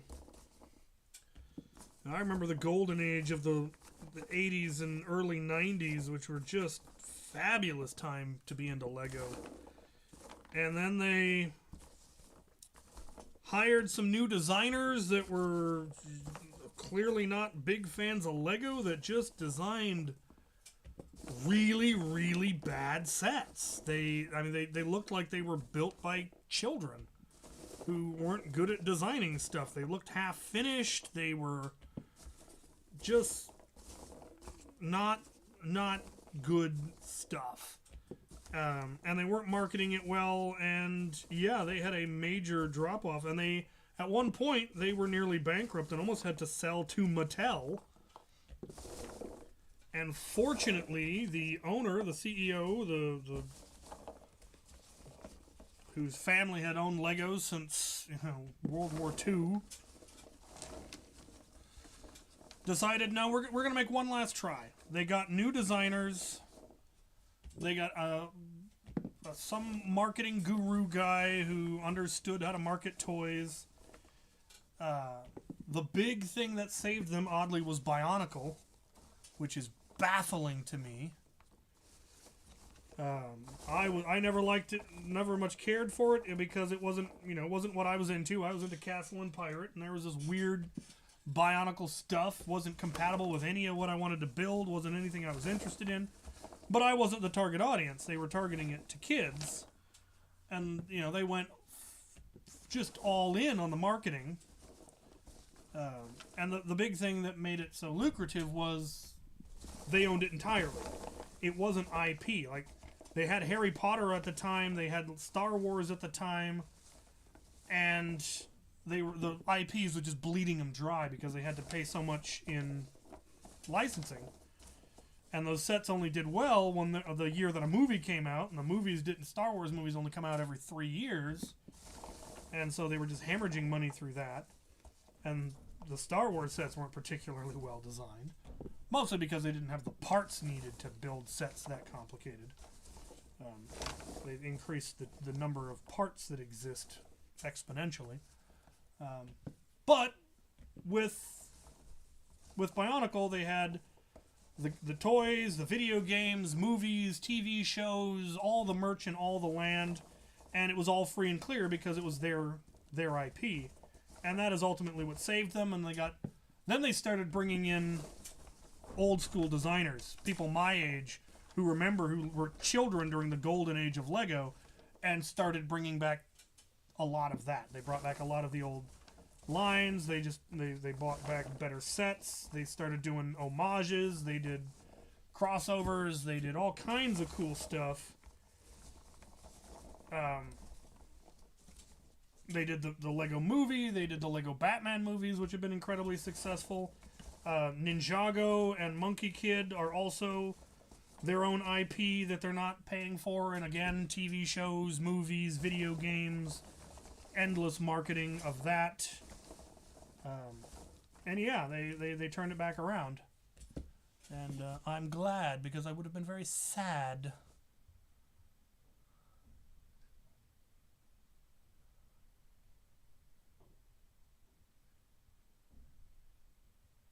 Yeah, that's the downside of it being so popular. It sure has gotten expensive.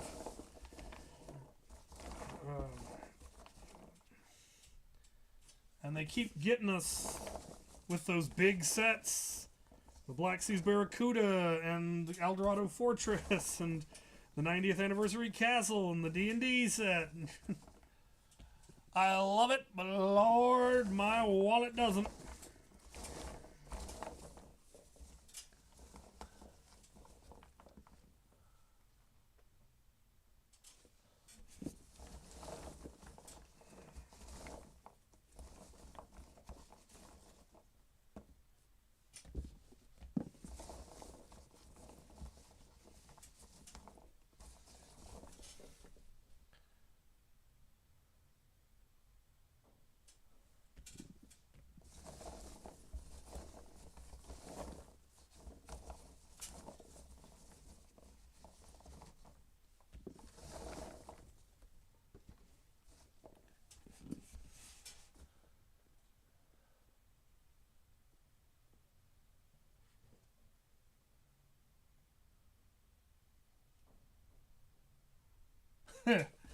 Yeah, the Return of Blacktron, man. Blacktron is one of the oldest sets I remember having. I don't remember when I got the Renegade, but I can't remember not having it. It's one of my earliest childhood memories. That and the Forestman Camouflaged Outpost. I've been building and rebuilding and rebuilding that set for 35 years, probably.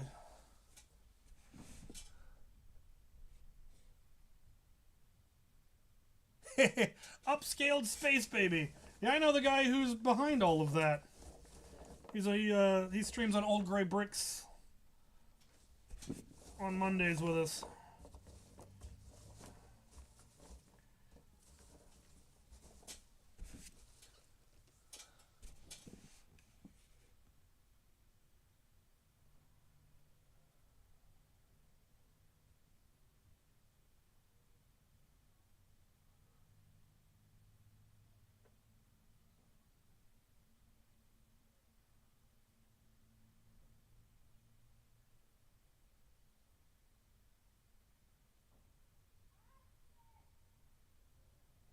Yeah, I did a review of a Lego blaster.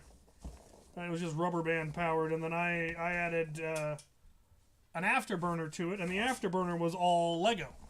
So I used Lego motors and Lego batteries and made an afterburner for it. It didn't, you know, really work very well, but it sure was neat. Yeah, the Connects ones were interesting. The Connects darts were actually pretty good. It's a shame we couldn't get those in bulk. I have some of those Connect blasters here somewhere.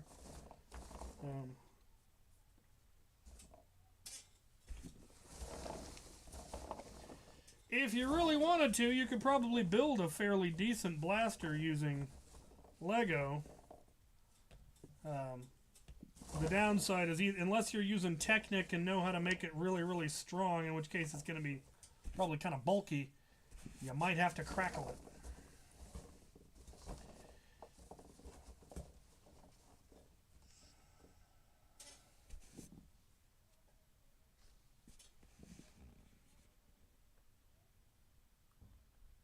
Good Lord, that is a lot of space babies. I think I have like 4. I think I've got both colors. Is there a white one now too?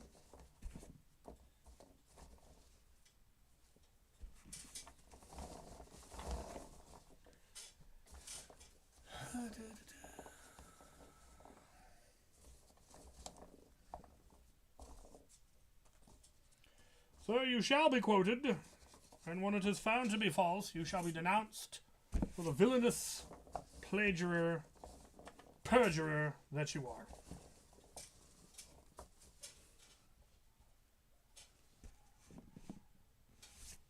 Yeah, the Connects ones were similar, had a lower profile than men guns. Maybe I'm thinking of something different entirely. But yeah, they were similar to men guns.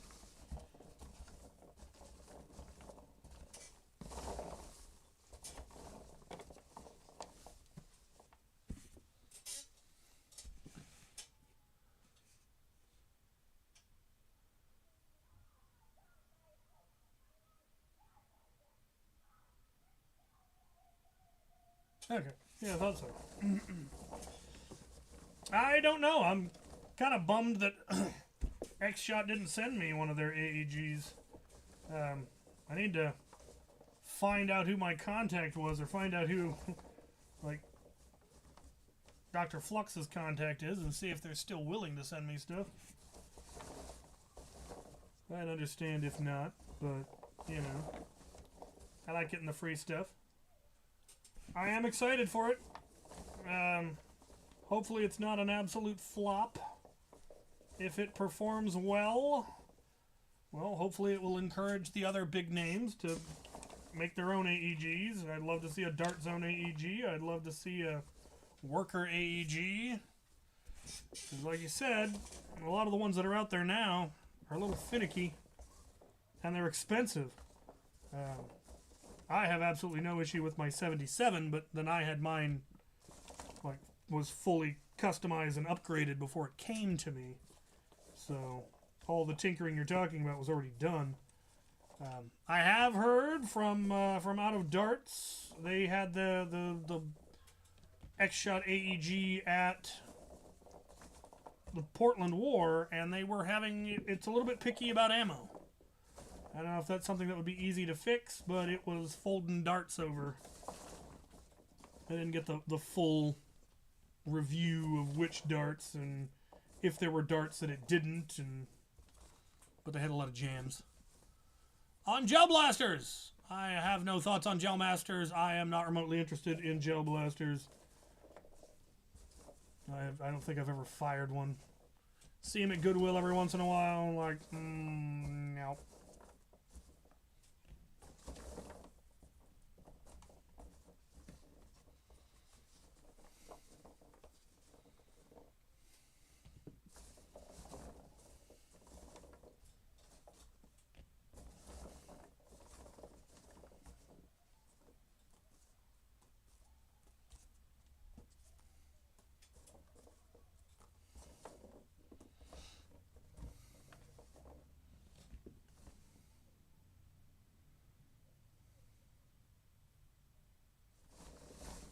Yeah, AEGs are neat. AEBs, AEGs, whatever you want to call them. They've got that recoil, that haptic feedback is just delicious, but they are a lot more complicated. There's a reason, I imagine, that Hasbro went away from them, because they started out, they had quite a few. You know, they had the Speed Swarm and the Swarm Fire and the Vulcan and the Power Bell and the Stampede, and then they just abandoned the technology entirely and went to flywheels, because flywheels is a lot easier, it's probably a lot cheaper, it's a lot less prone to issues, easier to repair. Repairs are usually going to be simpler and cheaper, because if your AEG breaks, you're often going to like shear your gearbox, and that's not something you can easily fix. Whereas if a flywheel motor burns out, well, replacing the flywheel motors is easy. Eventually people did make metal gears for the Stampede, and that alleviated a lot of the issues, but not all of them. I have not used ire in a long time, mostly because ire is almost entirely painted black. So the only place I could really reasonably use ire would be Afterworlds, and I've got other stuff that I use at Afterworlds. I have been saving ire to use at Afterworlds if a certain storyline comes back up. Captain Xavier's lore in Afterworlds actually goes fairly deep at this point, and the recent reset of the game has the potential to bring up some dark stuff from his past, and ire is integrally connected to that, oddly enough. So, the day may come. The day may come. Yeah, I was in the process of doing a full upgrade. I got metal gears in ire. I was gonna put a heavier spring, and I was really toying with the idea of doing a breach. The reason I didn't want to was if I didn't do it well enough, it would reduce the reliability significantly, and since ire was an HVZ blaster, reliability is more important than performance. I don't need to be able to hit 100 FPS with an HVZ blaster, because the zombies are coming to me. 80 is perfectly good, and ire would hit 80 with the spring that I had in her. But I was also upgrading all of our electronics, because when I first did ire, I had no idea what I was doing. I could barely solder. And I would very much like to, at some point, revisit and redo all of the wiring. And I was in the process of doing that when Domochevsky sent me his magazine, or his belt-fed magazine. And I really wanted to use ire for that. Because of all the blasters that I had, ire was the one that would be the coolest to have a belt-fed magazine. And so I quickly buttoned her back up and got her functional, and then never got around to going back and redoing the full upgrades. So she's still partially between being, getting an upgrade to full lipo. What I would rather do, rather than, try to overhaul ire, is build a new Stampede. Just maybe build a half-dart one. I've got a kit for a half-dart. We've been talking about the X-Shot AEB for the last 10 minutes. Where were you? Welcome to the show.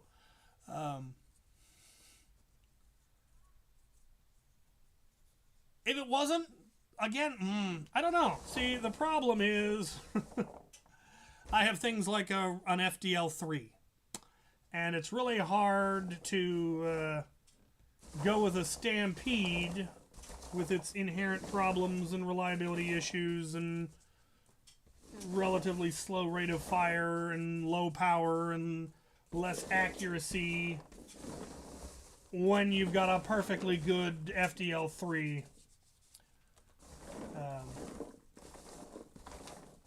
I switched to my FDL3 being my primary HVZ blaster back in, I think, 2019.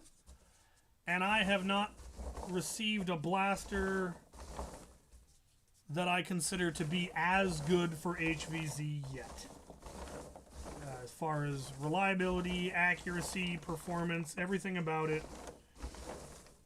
I've yet to get anything that is as good. So, I've gotten some really cool blasters, but they're all missing something that my FDL3 has. You know, they'll have this but not that feature. They'll have this but not this other feature. They'll be more powerful but not as reliable. They'll be more accurate but not as powerful. They'll be, you know, it's always something. And so I'm still running my FDL3.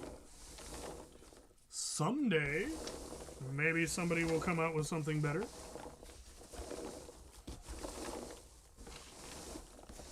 Alright. I think getting pretty close.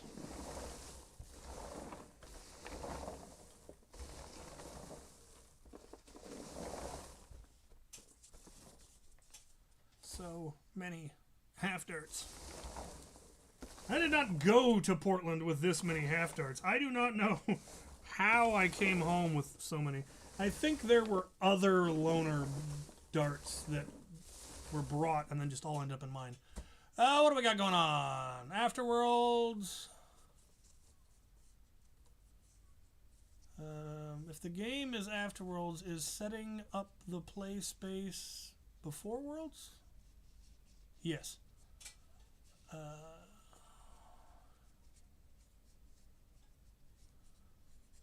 Yeah, basically an IR 2.0. I wouldn't call it IR 2.0. I'd give it a different name if it ever earned one, but yeah, that's basically the idea. And I've had the plan for what I wanted to build for years now, and I think I have finally assembled all the materials and skills necessary.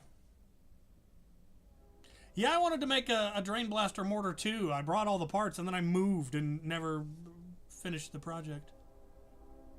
Yes, half-tart tribbles. It really is like that.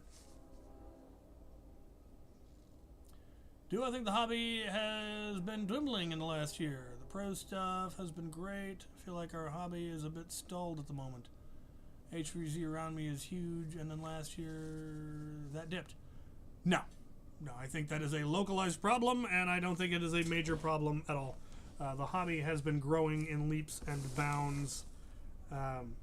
There has been a dip in HVZ.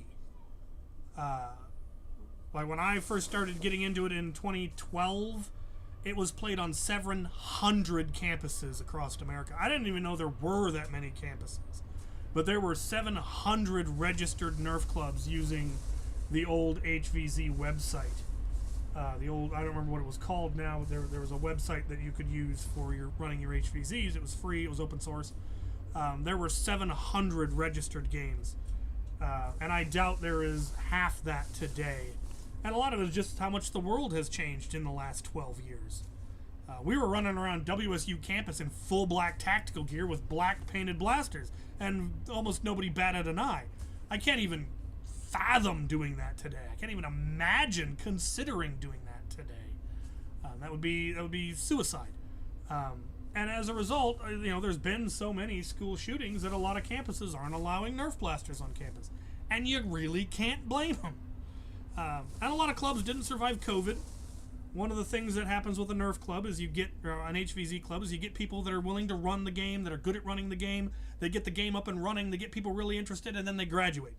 And they leave. And they don't have someone to replace them. And the club falls apart. I've seen that happen. It's very tragic.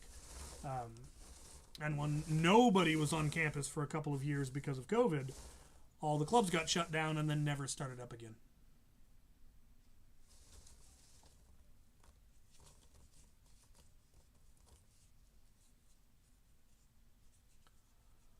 Mega's not dead. Well, Mega XL is arguably dead. Titan rockets. I miss Titan rockets. It used to be, there was once a time when you could just order Titan rockets from Hasbro. And I didn't know about Titan rockets until that was no longer an option. Imagine if you could just order a Titan rocket. Titan Ball would be the only game anyone would ever play, I'm sure. Demolisher rockets, too. I miss when you could buy 3 Demolisher rockets for $6. Mega XL it's weird. They only made 3 blasters. It was one of the best new ammo types they'd introduced. It worked. It was backwards compatible with stuff from the 90s, man. Anything that took the old arrows can take Mega XL with no modification whatsoever. It was amazing. They came out with 3 blasters that all weren't particularly good, and then they shut it down. And a part of the problem was that wasn't very good. They never gave us a Jolt, a Mega XL Jolt. All they needed to do is put a Mega XL post on a Knockout, and you've got a beautiful little rocket launcher. It is easy to make decent Titan rockets if you have the tools. If you rechamber your Titan to take 3/4 inch PVC, then you can just use pool noodles. If, on the other hand, you have something that can core out a pool noodle to fit the post on a normal Titan rocket, then you can make them. There's some tools I really need to finally get around to making.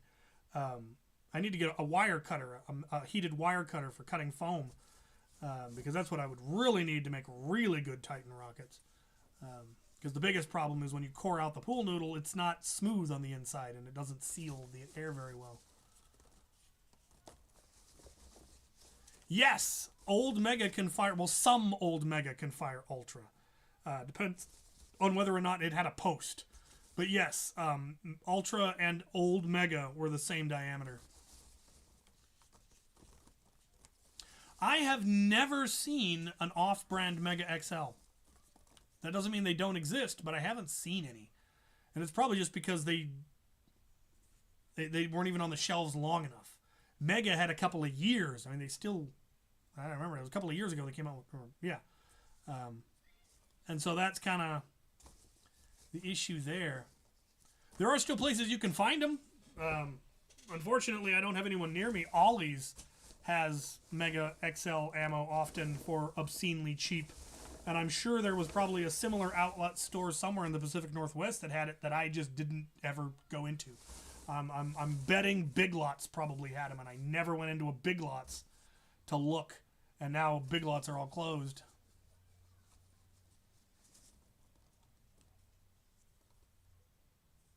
So most of the blasters from the 90s will not work with modern elites very well. The micro darts from back then were a little bit thinner, so it's really hard to get a modern elite to fit. Now a worn out dart you might be able to get to fit. And then there were also vintage Mega was a little bit larger, size of modern Ultra. They also had small arrows and large arrows.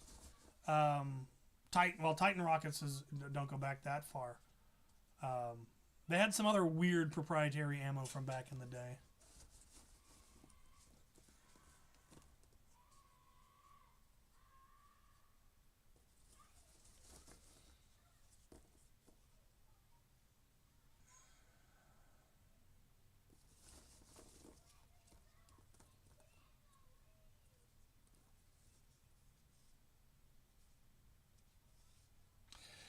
Yeah, that's kind of the interesting thing about the toy laws, and that's we have assumed for a long time that's why Lego or Hasbro wasn't making higher powered stuff, but X-Shot can and Dart Zone can and favorite sticky. I liked the old Tagger darts. The Velcro tipped darts were fun.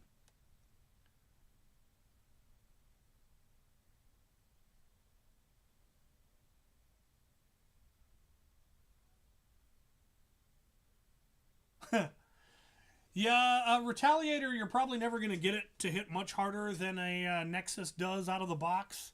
There are some good kits, but the amount of work you're going to have to put into it and the cost is going to be way more than a Nexus Pro X. I don't know if you'll ever get it as high as a Nexus Pro X.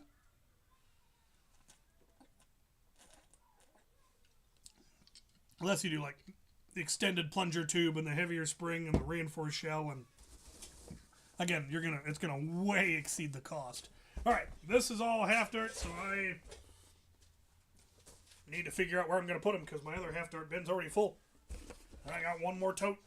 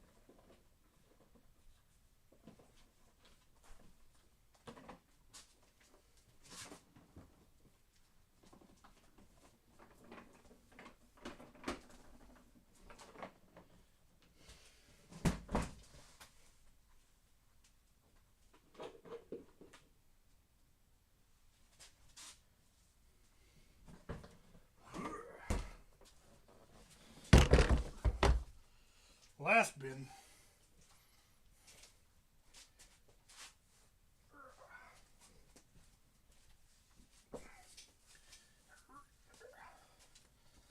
Alright, what are y'all been talking about?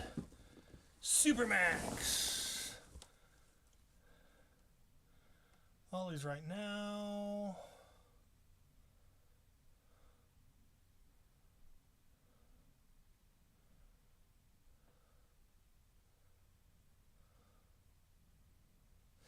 Boomco, yeah, Boomco was an interesting experiment. They ran into the same problem that I think Hasbro's going to fall into. Their stuff wasn't compatible with anybody else's. And so it just didn't quite take off like it could have. Because it was good, and in many ways, definitely in many ways, it was better as far as durability of the ammo and accuracy and range.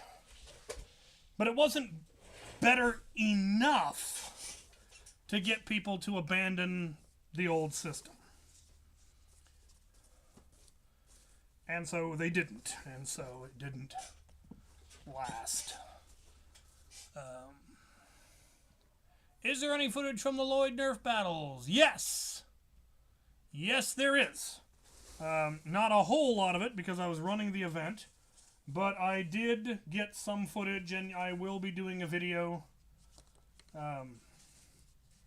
eventually. Ooh, Lord. How are there so many half-darts? It just doesn't make any sense.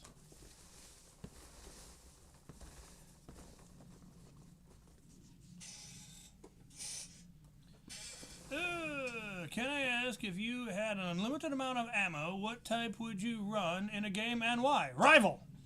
I would run Rival. Because that's the only one that having unlimited amount of ammo really makes sense. If I can just keep filling my Proton pack hopper, I would just run Rival all day.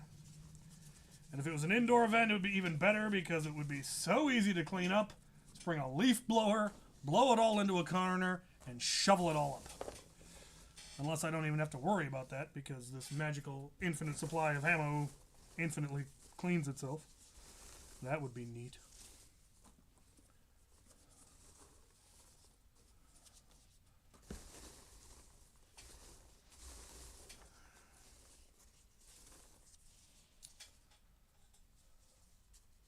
You know, I doubt it. I doubt I have the most. I know there are clubs that probably have more than me. I do have a lot. But there's always a bigger fish. You know, one of the things I've never even gotten anywhere close to being willing to make the claim that I have the biggest Nerf collection because I knew people that had more, larger collections than me. So I'm certainly not going to make that claim only to have the internet come down on me and go, but this person has so much more. Like, yeah, you're right.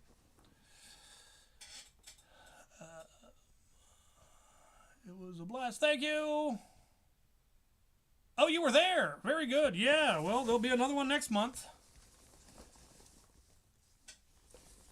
And one the month after that.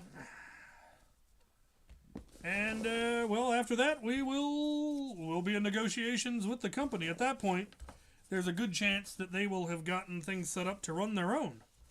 And the reason they're bringing us in as consultants is we have everything necessary. We have all the cover, we have the loaner blasters, the darts, the MacGuffins, the know-how, the experience, to where we can just rock into a location with practically no prep and run a 75-person Nerf war flawlessly for 6 hours. We can do that. Most people couldn't. They could run a fun event, but they wouldn't be able to run something that big that smoothly with so little effort. I say so little effort. We've been, building towards being able to do that for 9 years now. And yeah, now we've reached that point. I can just hook up my trailer and go run a Nerf war anywhere, anywhere I can get to. I can do it by myself with a good-sized mod team, which I had. We had more mods than we needed. The mods got to cycle in and play. We had so many extra people. We can run a really good event. So, yeah, it was really cool to be in the position for someone to reach out and go, "Hey, we've got this venue. Can you run a Nerf war?" And like tomorrow, today, what are we talking? We got a week.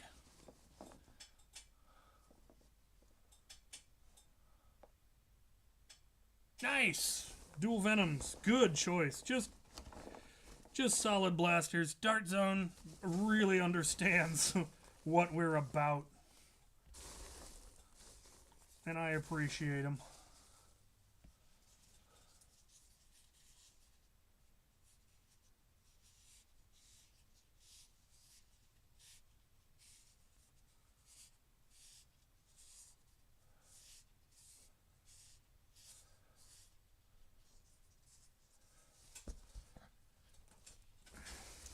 Yeah, Hasbro does have that advantage, being such a massive corporation, having their fingers in all the pies, from Star Wars to G.I. Joe to Power Rangers to My Little Pony.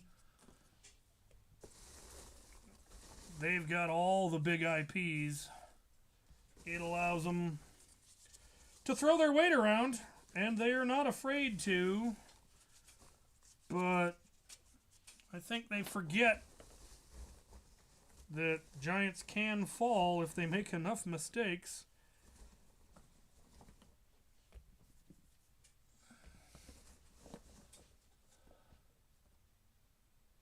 Am I acquiring a Smiley? I acquired a Smiley. It was brought to me by Silver Fox Industries at the Lloyd Center event in Portland. It's right there. I can see it. They also gave me a whole secondary upgrade kit for it. Longer barrel, heavier spring. I will be doing a review on it this week. If it'll stop raining, I will get out and fling some foam at some targets with it. I've never been a huge bolt action fan on account of all the bolt actions I'd ever used in real life were not left-hand friendly.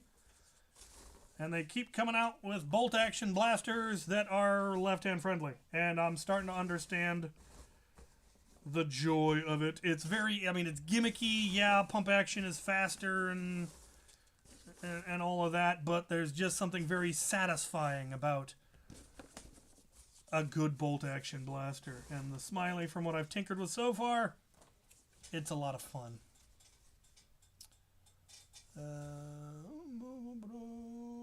I've become a snob and only use Nitro Plus darts, Yeah, you ain't wrong.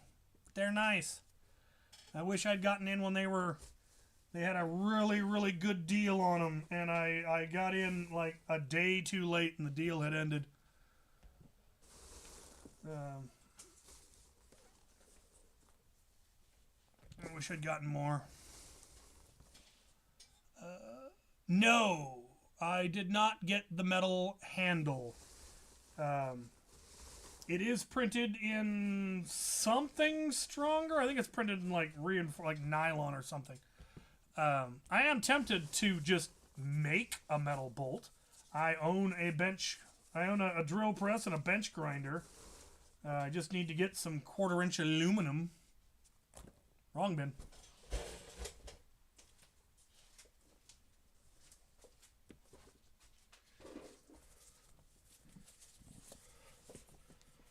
Throwing darts in the rival bin.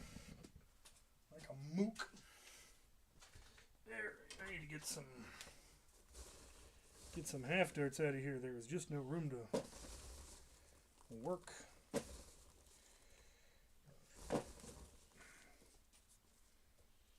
Yeah, what am I using you for? I got a bin already started.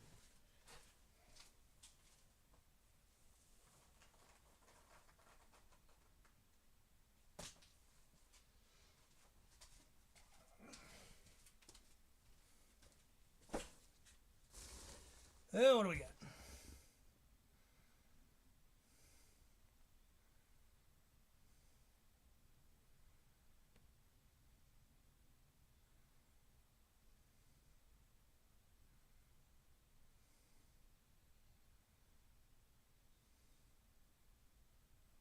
We generally don't encourage drinking while nerfing. It's leads to people doing stupid things. But there are some events that are higher cap. The group what you're probably going to look for is the group called Bucket. They play like a 200 plus FPS cap game. But most of us stick to... I mean, the stuff we run is always pretty much going to be family friendly. Just because dealing with parents going, why can't I bring my kid, is just more stress than it's worth, so... The Borst War is in public, so it's always going to be open to anybody. The Trackers game, their whole thing is summer camps for kids, so they're pretty much always going to allow kids. Bucket, I don't know if there is an age limit at Bucket, but I don't know of anyone that would want to bring a small kid to those events. What it might come down to is if you want an adult-only game, you're going to need to run one. And the hardest part is getting a venue. If you have a location where you could easily play a high FPS cap game that will allow drunken idiots to shoot at each other, let us know. I'm sure we could get a bunch of people who'd be interested in that.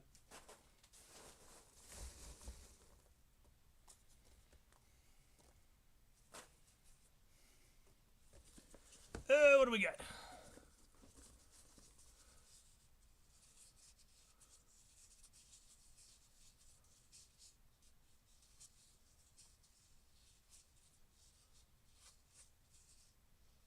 Top loaner blasters.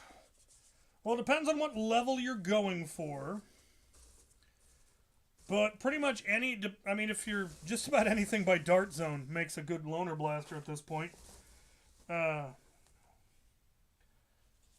you can get varying levels of power out of them depending on what you want.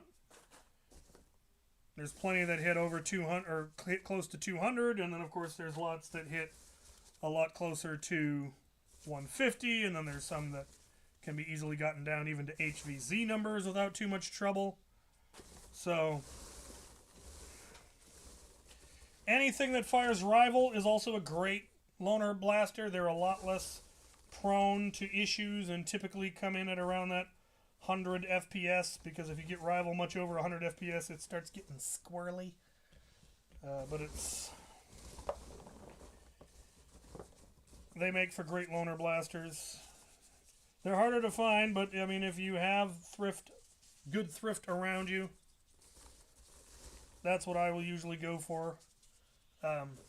Artemis, if you can get your hands on Artemises, they make great loaner blasters. Anything hammer primed is also a good loaner blaster just because of how simple they are. They're very intuitive. I pretty much never pass up any hammer primed revolvers at this point. Sweet Revenges, Hammer Shots, Pathfinders, or is it Trailblazers? That's the one I'm thinking. Pathfinder is a rival blaster, which I often won't pass them up either.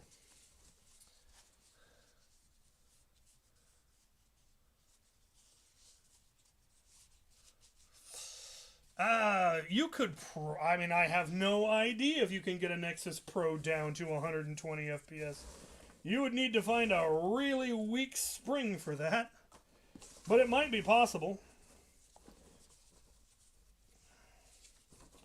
I don't know of a source of a spring that's low enough, because it's a very particular spring. It's a long, narrow spring, which are typically a little bit harder to find, but usually there's somebody making specialty ammo or specialty springs for those darts, or those blasters.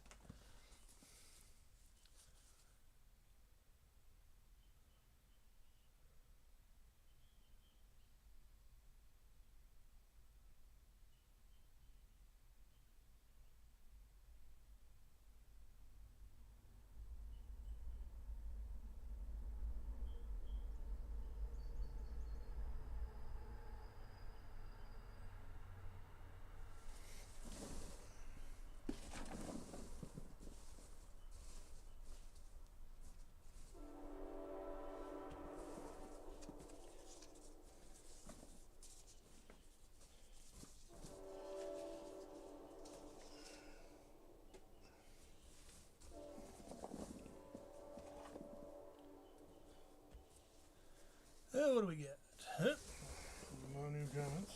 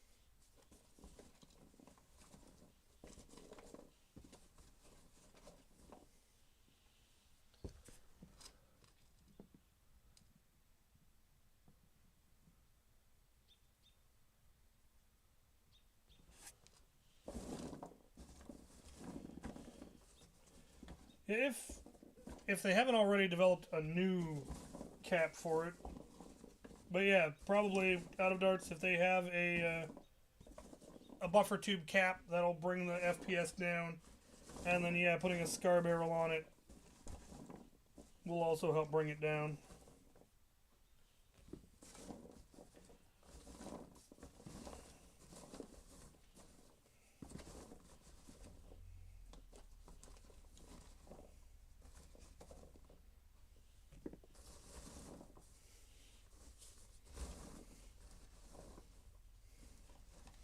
It's kind of interesting, the power creep in the hobby. When I first got into it, getting a blaster to hit over 100 FPS was considered impressive. Now we have trouble getting blasters to hit under 120. And there's always that push to make it more powerful, more powerful, more powerful. And you're like, at some point, there's games where we don't want it any more powerful. You know, there's games that have lower limits, and it's really nice that some companies, like Dart Zone, have taken that into account to a certain extent and made it really easy to reduce the FPS on their blasters. Making blasters that hit, okay, we're going to make this 150, because that's what a lot of the Nerf wars run at, and we'll make it easy to drop it down to 120 or 130, because that's what a lot of the HVZs are at. Just really considerate of them. Good marketing strategy, as opposed to making your own stuff obsolete. Hasbro, has been, has was, has what?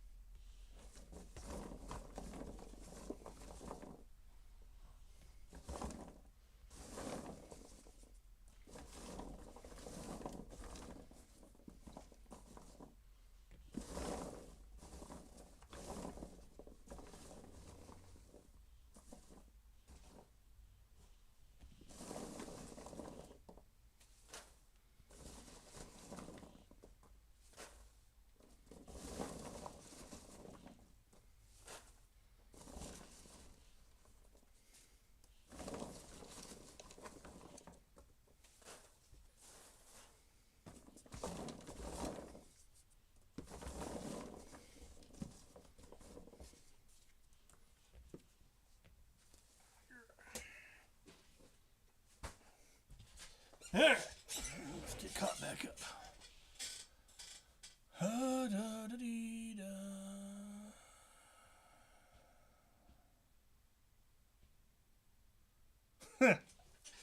Yeah. What you need is a good smuggler. Smuggle the good stuff into your island kingdom.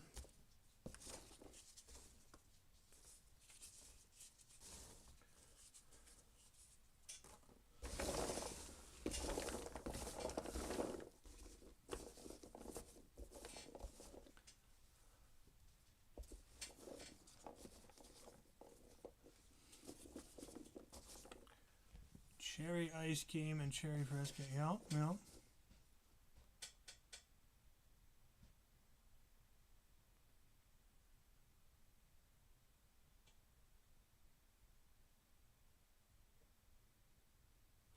Arcade game.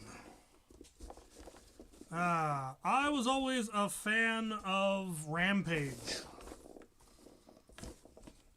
I enjoyed Rampage. Going around as a gorilla destroying buildings. One of these days I'll get around to setting up my arcade station again. I have a computer and an arcade controller set up that has an emulator that has every arcade game ever. And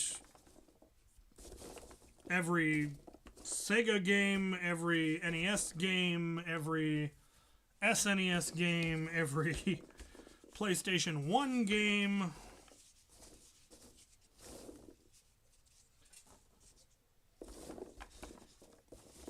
It's a lot of fun.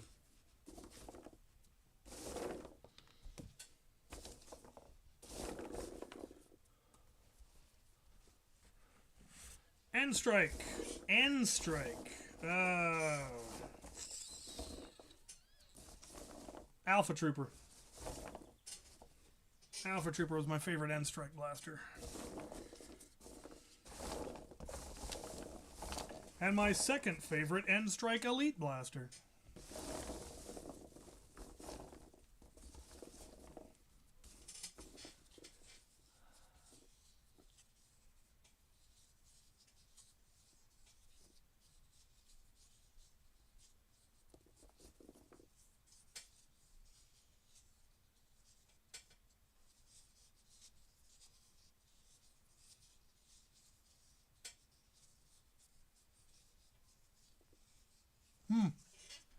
Yeah. I've been to a cidercade in Dallas a couple of times at Jared's Epic Nerf Battle. And those were fun, because just all the games free to play. Just a cover charge to get through the door, and the expectation that you're going to buy and drink a lot of alcohol. Which I didn't, because I don't drink alcohol. But I played all the games.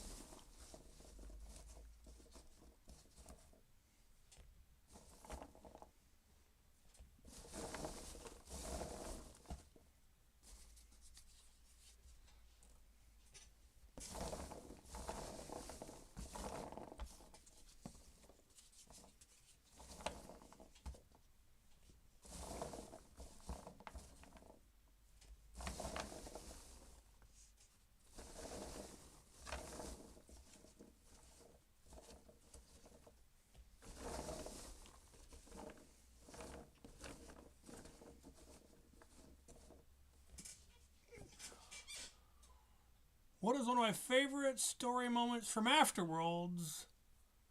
Captain Brick. Captain Brick was an amazing... Oh, it was one of the best. At the Portland Mall battle, there are some great photos of Sergeant Deplorable going all out with Captain Brick. There was one charge where he got at least 5 people with the brick and got like 12 tags in one game with the brick.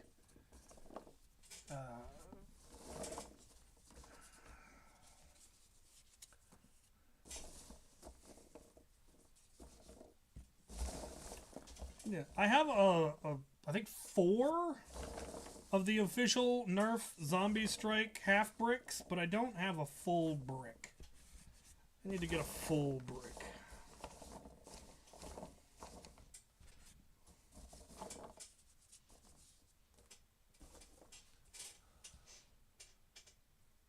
Favorite gimmick?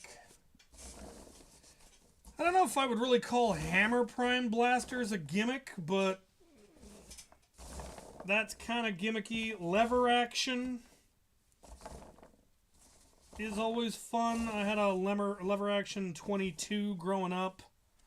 I liked cowboy movies. So lever action is a nice one. Less big on bolt action, but it's growing on me. Definitely prefer lever action to bolt action.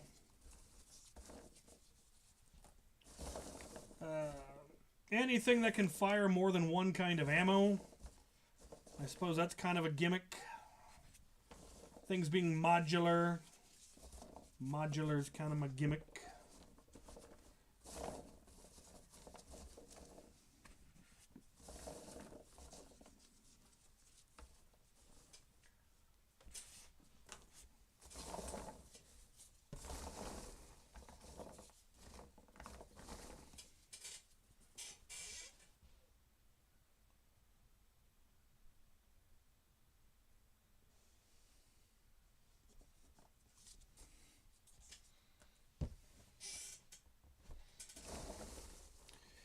Yeah, where did that teal one go?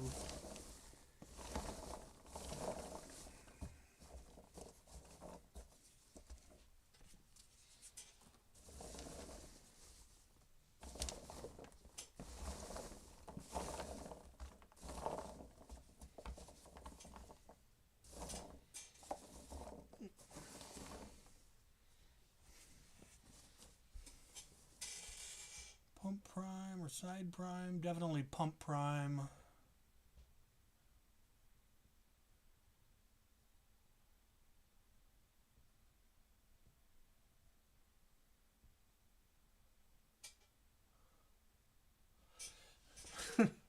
You know, I don't know how they really felt about Captain Brick. They knew that Rain was, you know, kind of a bit on the culty side, but I don't think they were quite prepared for us to be worshipping and following the commands of a brick. That definitely drove home the idea that we could not be negotiated with, because you really can't negotiate with crazy.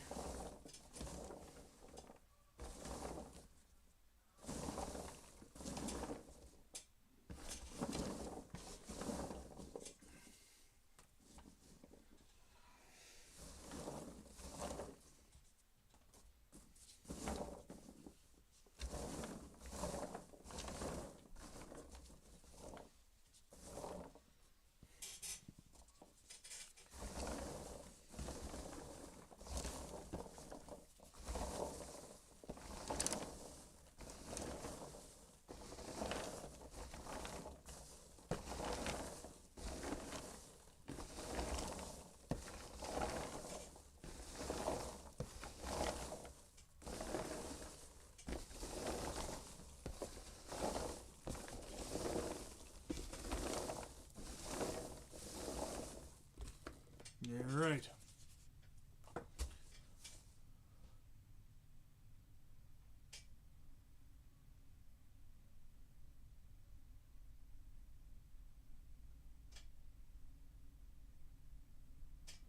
What parts would you recommend for modifying the regulator while keeping it select fire? Cosmetic mods. Or the worker upgrade kit for the regulator. That's really the one to go with. It allows for a much more powerful blaster, much more robust internals. Still uses the original selector switch. I would go with that. Other than that, I would go with cosmetic mods, because if you try to dink with the internals, you're gonna fry something, and then at best you can turn it into a hyperfire. Seagull or the unicorn? Seagull.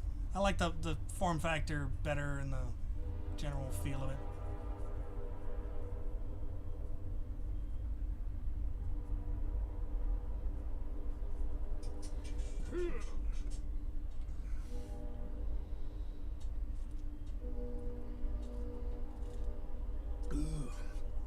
Bedford's is good stuff.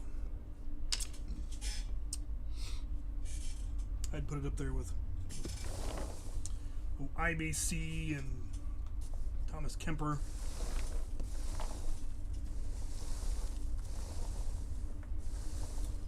You're right. I think all that's left is half darts.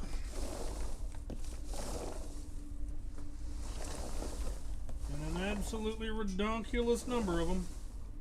Oh.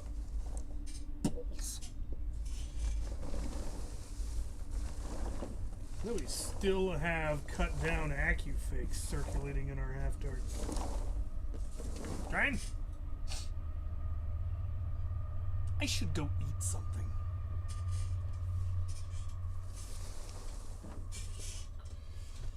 All right. Yeah, my spleen. Yeah, I know I'm broken. Oh, my backbone. It hurts.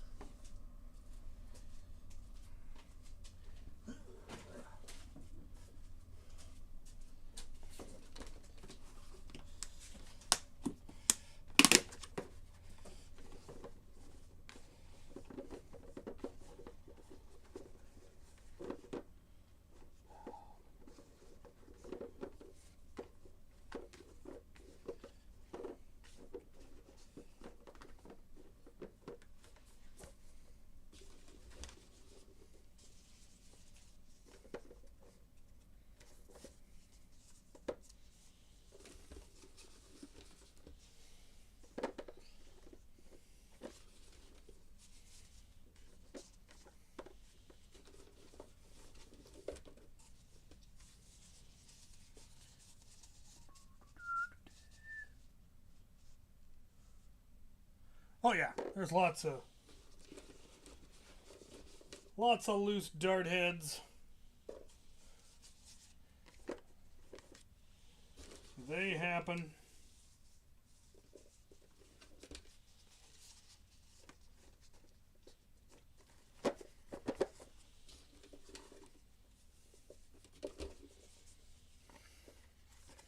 All right. Loner Mega are all accounted for. That's cool. I'm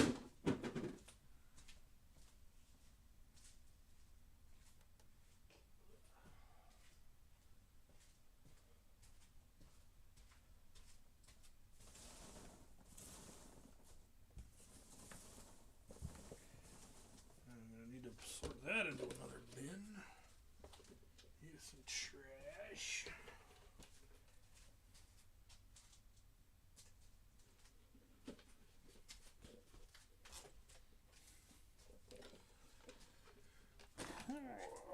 What do we got? What do we got? Yeah, right. I'm gonna play with my new blaster for a little bit. It is quite absurd. Let's see how it likes these yellow darts.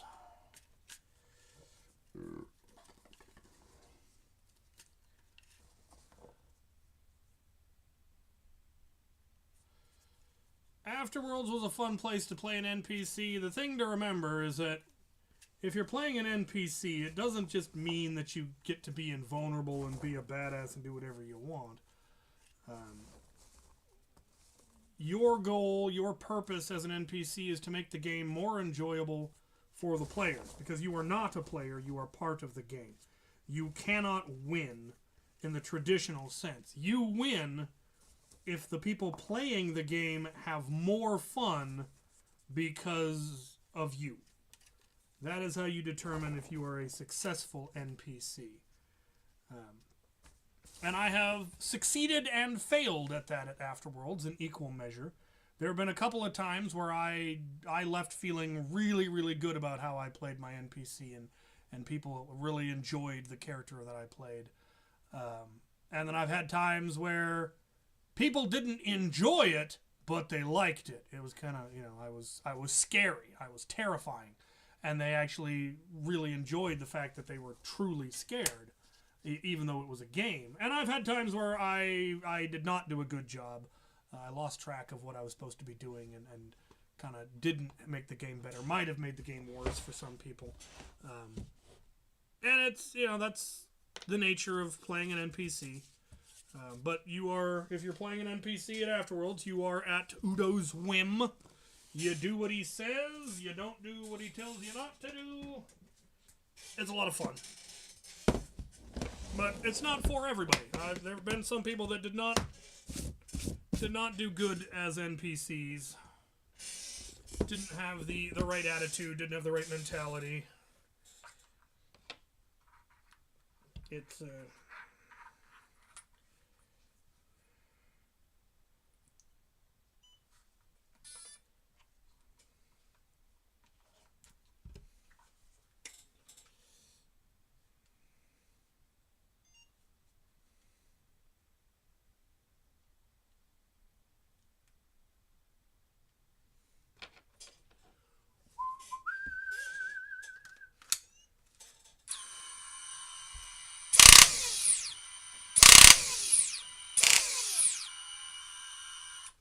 thing is amazing.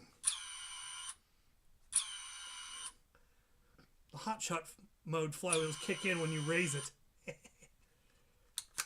But not if you don't have a magazine in. That's how smart this thing is.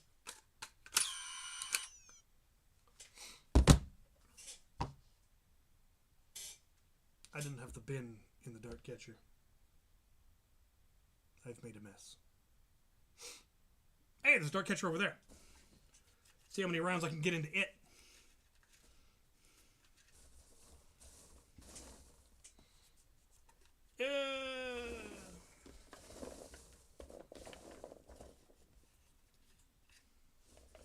A character I would actually kind of like to play at Afterworlds would be a medic. But only if I can heavy roleplay the medic. As in, if someone's been shot, I want to perform meatball surgery. I want to spend the weekend just up to my elbows in blood, just a haunted look in my eye, desperately trying to keep as many people as alive as I can, and ultimately, of course, failing.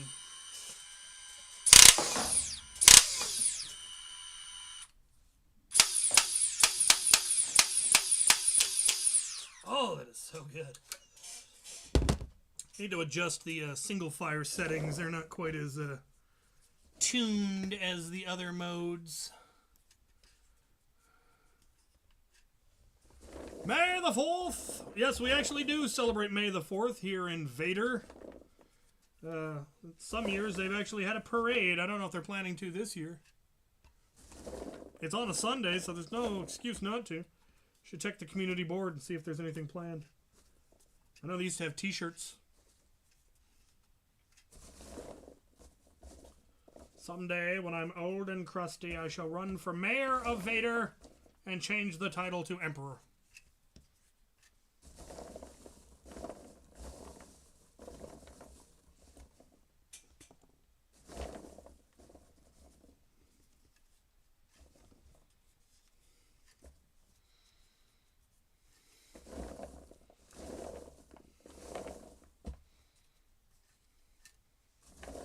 Well, the sorting's done, actually. I don't know where I'm going to put all these half darts, because All my other half-dart storage is already full. This is surplus. This is the darts I came home with that I didn't leave with.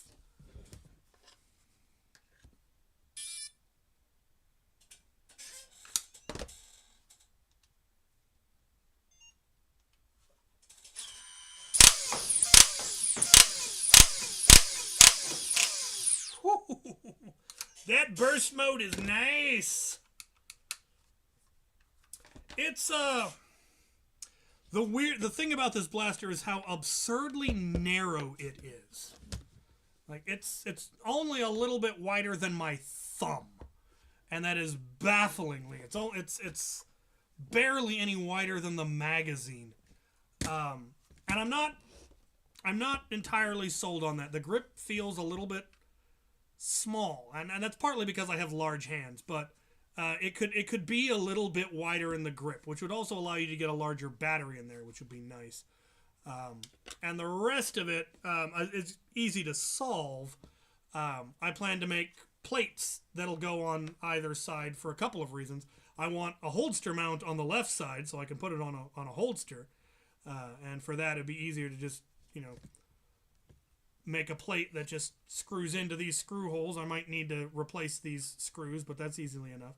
And then just 3D print a plate that's about 8 millimeters high that'll give it a little bit more width, put some meat on this thing's bones, and then allow me to mount holster right there. And then on this side, I want to have side rail. And then I might try to potentially extend the muzzle enough that I can get my Proton pack foregrip, and then run this with a Proton pack mounted on the side, because that would be absolutely ridiculous. And that's what I'm about. I'm all about ridiculous. So, yeah. I may only have the side plate go up to here so it doesn't reach where the motors are, because this aluminum plate on the side acts like a heatsink, and it actually gets quite warm. But I would like to get these wires covered. There's just exposed wire on the side here. And I would definitely like to get that covered up. So maybe something that just goes in between them and then comes out and covers the rest of the plate. Same thing with on this side. Though, obviously you'd have to have a cutout for the screen, but that's easy enough to work around. I wouldn't mind having this light covered. The light indicates what mode you're in, so semi-auto, full auto, burst. The light color changes. And obviously you can change all of the modes. You can change rate of fire, FPS, all of that is fully controllable. It also does have ammo counting. So when you put the magazine in, it goes to whatever you've set the mag to. I run 18-round mags, so I've got it set to 18. It is operating on the assumption that you put a full mag in and it just counts down as it fires. It also makes a noise when you put the mag in. And it'll fire semi-auto, and I think full auto with no mag in. It won't fire burst because I told it not to. And I haven't gotten into the settings and changed the full auto so you can't fire it on an empty mag or without a mag. You could also technically make it so it stops firing. I think you can make it stop firing when it thinks the mag is empty. It doesn't actually have anything that detects an empty mag. It just assumes, I think. So, yeah, it's neat. I will get a full review on it, again, as soon as the weather is good. It's pretty shiny. Came in its own box and everything.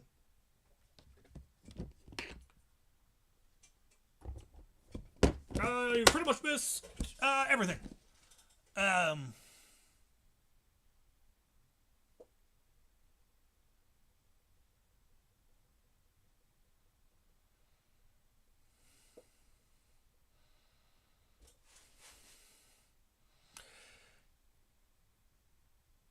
Yes, some of these are in fact I believe that is, sure looks like Sergeant Deplorable. Yes, some of these are in fact from the Panic Loaner bins. I've got full lengths that probably came from them, as well as I imagine most of this half-dart stuff is that. Also, how many rival rounds did you lose? Because I've got a lot more rival than I started with. So let me know how much I need to set aside to feed your Proton pack, sir.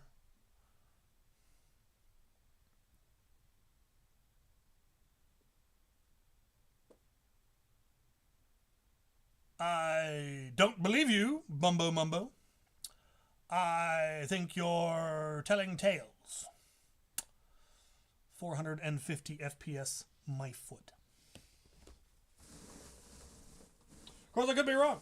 People have gotten Nerf blasters to hit that hard, but not by stretching a spring.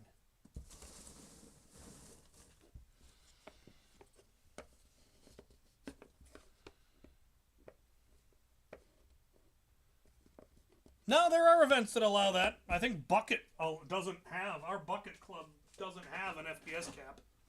I'm kind of tempted to bring my Mammoth there, or my Moose, and just lay waste. Plus, some people just like building powerful blasters for the joy of building powerful blasters to see how powerful they can build it. Nothing wrong with engineering for the sake of engineering.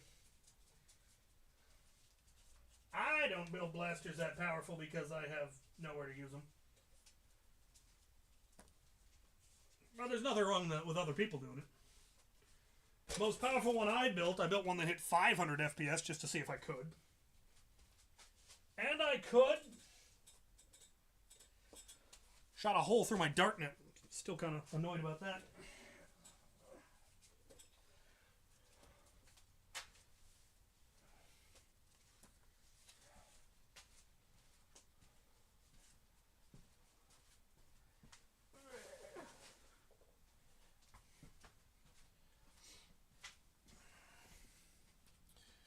Oh, what do we get? Yes.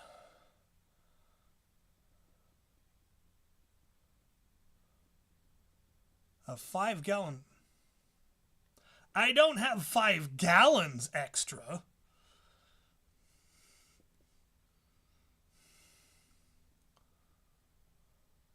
I've got maybe a gallon extra. Did they not bring back your rival bucket? Or did it come back empty? I was wondering how much came out of your tank.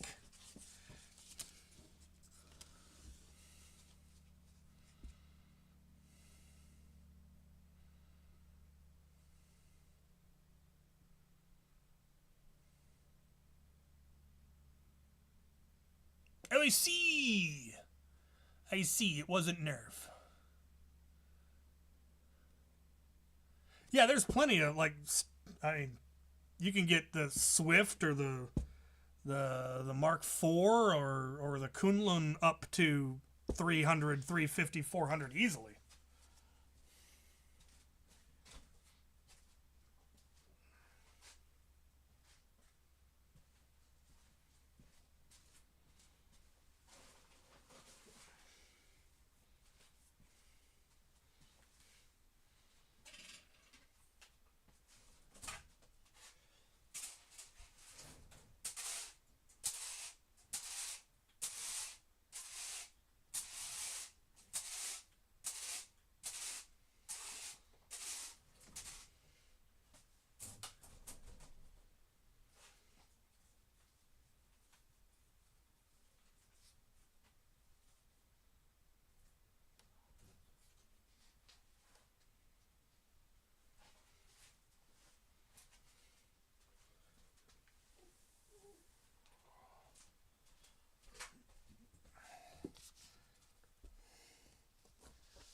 All right.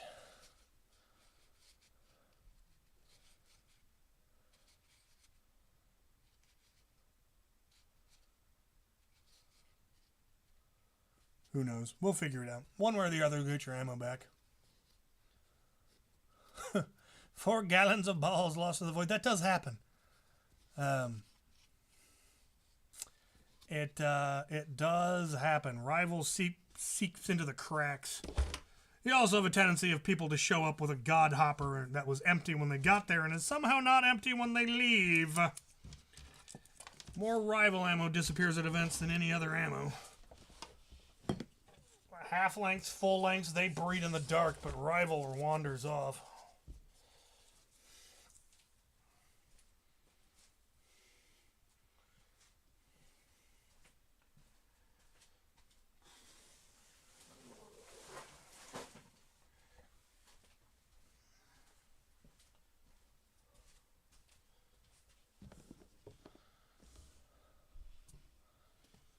Yeah, it was a wild weekend for you. You flew in from Utah just to help me run that event, which I am infinitely grateful for.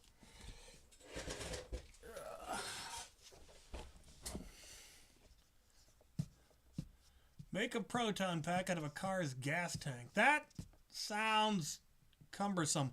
I recently built one out of an RV's fresh water tank, which is 10 gallons. So that's 3,500 rival, and is going to weigh about 27 pounds when fully loaded. 14.5 pounds of that being rival, the other 12.5 pounds being the tank.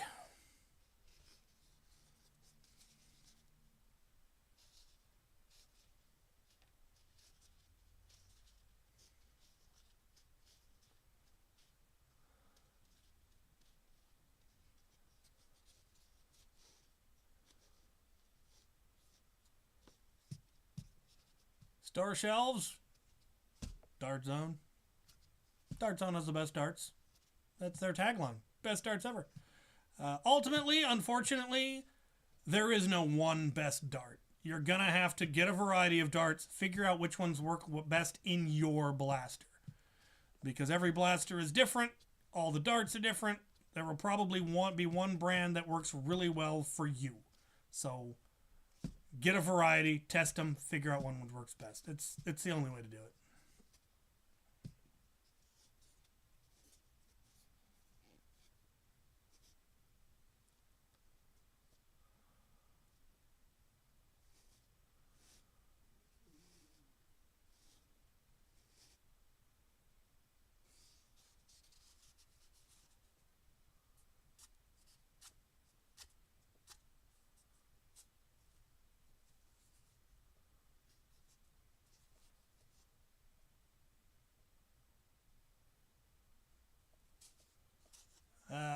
Yeah, you know, I if I can ever get my golf cart running again, I do plan to weaponize it with just an obscenely high capacity proton pack.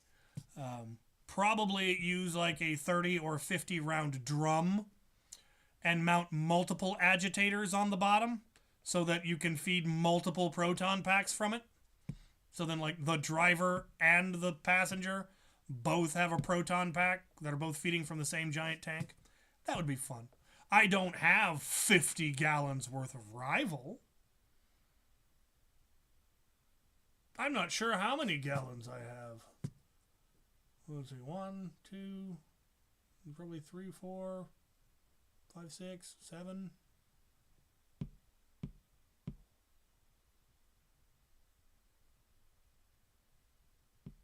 I might have 30 gallons worth of rival.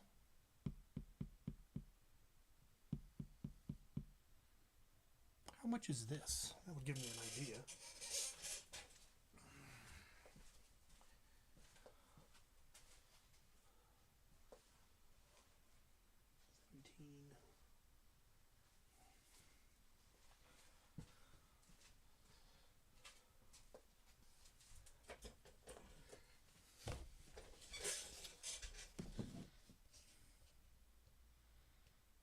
Yet. Yes. Yet.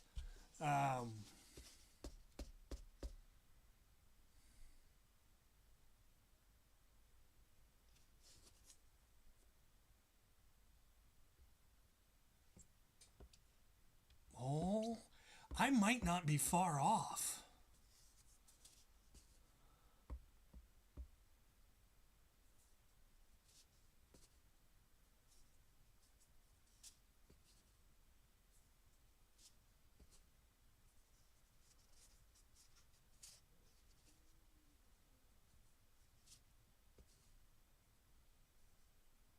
Oh, by all means. Oh, by all means, build your own arm-mounted Zeus Not like I patented it. I didn't even develop the Proton pack. That's out of darts. I owe them the vast majority of my fame. I got big because of Tier, but Tier only exists because Luke from Out of Darts was willing to give me the Proton pack just because he thought it was a cool idea. Is the Stampede still viable for HVZ? The Jolt is viable for HVZ if you have enough skill. Brett got to the last round of End War armed with nothing but a whiteout Maverick. Viable for HVZ is a skill issue, man.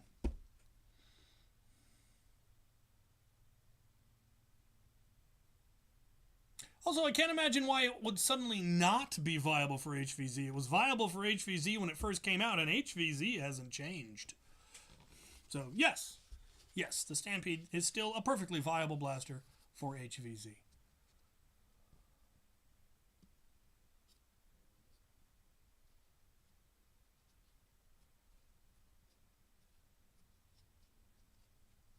Yeah, I need to get at least 3 because I have 3 new tanks built. And only 2 agitators. I may have to finally break down and build them the hard way. I have the ability, because I still have the files for the V6 Proton pack, I think it is. And I have all the parts to make them work. I have the motors, I have the current sensors. They're not all nice and self-contained and svelte, and you have to use an air mattress pump to blow them up to pressurize it instead of the cool brushless system that the proper Proton pack has. But I can do it. Yeah. And one of the new tanks is in a backpack, so you wouldn't see all of that.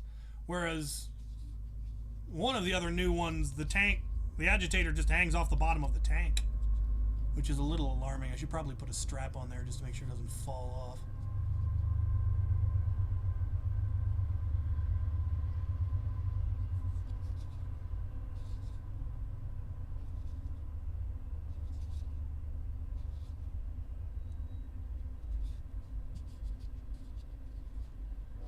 Yeah, bamboos are pretty much universally agreed to work the best in springers. At least they give you the biggest boost in FPS.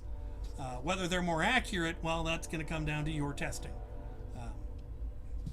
It's weird how some blasters, you gotta pick the darts that fit your blaster. There's just no way around it. That's just the nature of stuff.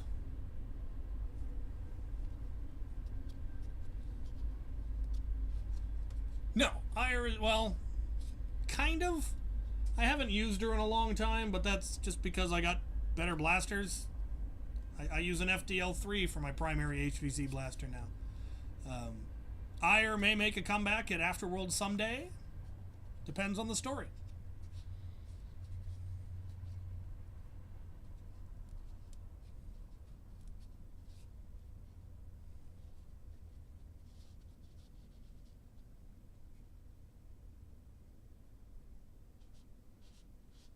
No, if you've got good headshot ammo, either keep it or give it to someone who runs Rival. If it's not the nasty hard stuff, it's good quality ammo. Don't throw it away. Mail it to me. Use it as packing for an exotic root beer from whatever lands you are from.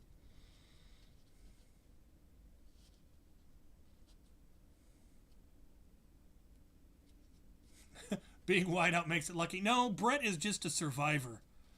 Because Brett has no compunction about leaving you to die. And that's a very valuable skill in a zombie apocalypse.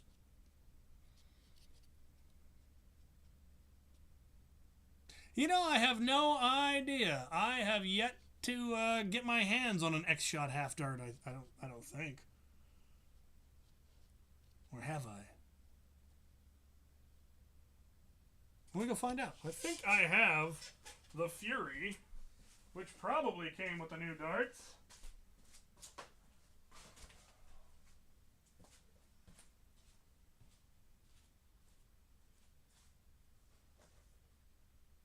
Oh, just okay. Those ones with the extra X shot. Pretty sure I got some of them in this drawer.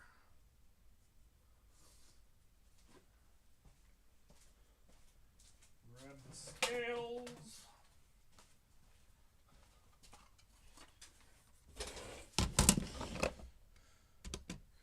And here's why we have this camera.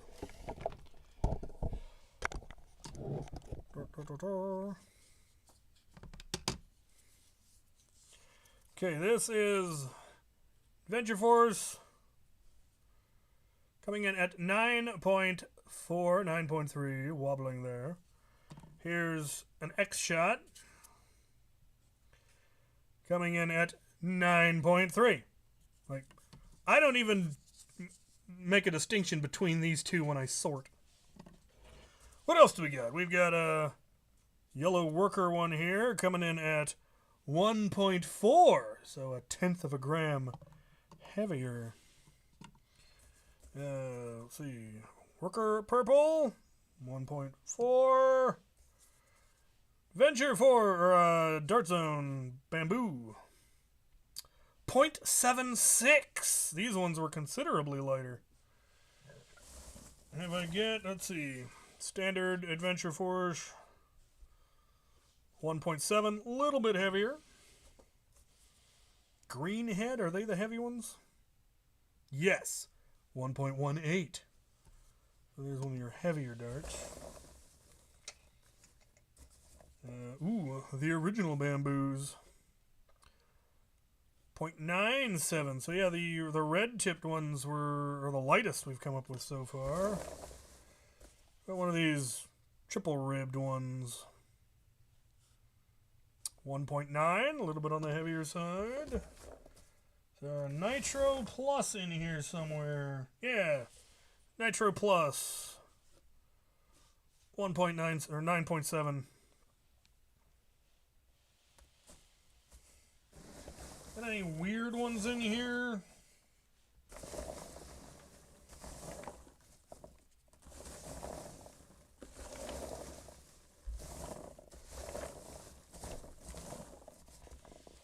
Cut down AccuFake. 1 gram.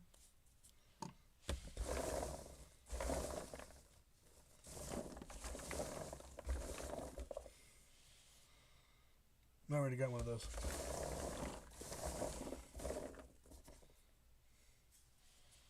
White tip dart. 1.3.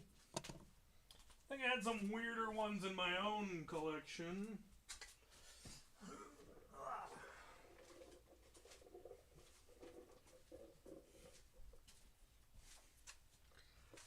A different double band bamboo. 1.3. Some teal and white. 1.29. There's the heaviest one we've seen so far. There's a heavy dart. Glow in the dark. 1.9. Yeah, there you go.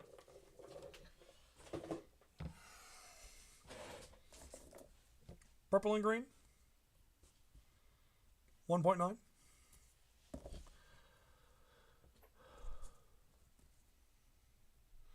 Yes, being held by Brett does make it lucky.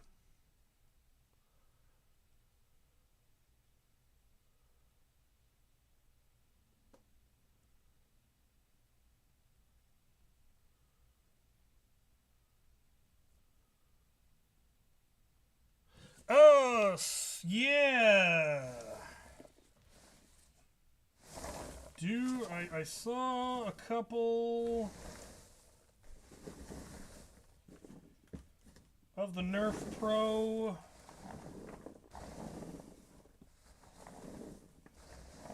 There's one. I think that's the one that came with the Strife X. 0.95.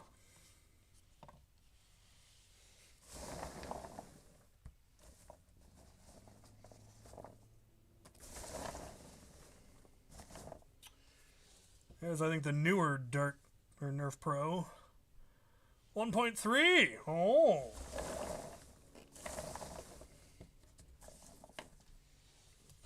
Orange and gray.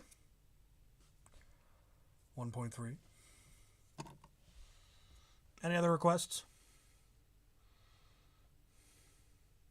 Brett is a mad lad. I miss him. I miss playing with that man. He was fun to watch. You never knew what he was going to do.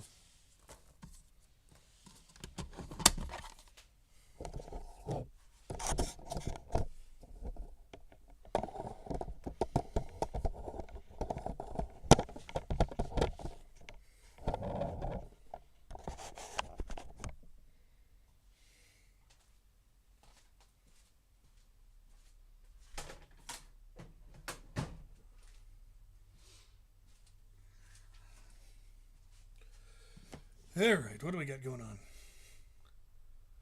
My modded X-Shot eliminators. Yes, I have this one. Painted up. Pretty sure it's shotguns.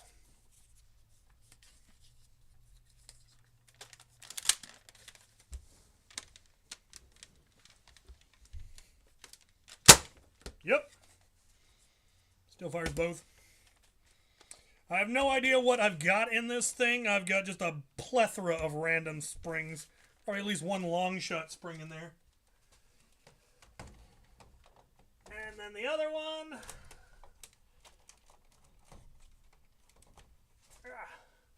What are you? Oh my lord. Yeah, dropping stuff.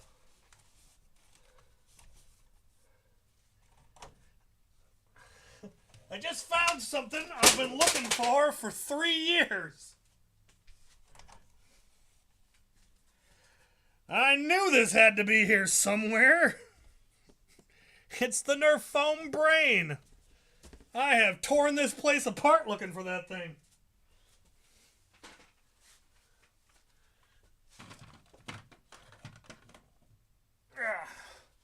Anyway, then we have the pistol grip version, where I just took the grip off and filled it with, I think, wood. I think I filled that in with wood. And I got rid of the bug splat and shortened the barrel. Take out some of the dead space.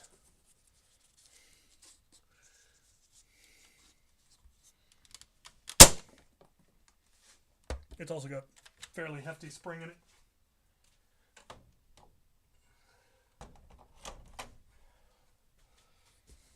Been looking all over for this thing. It did.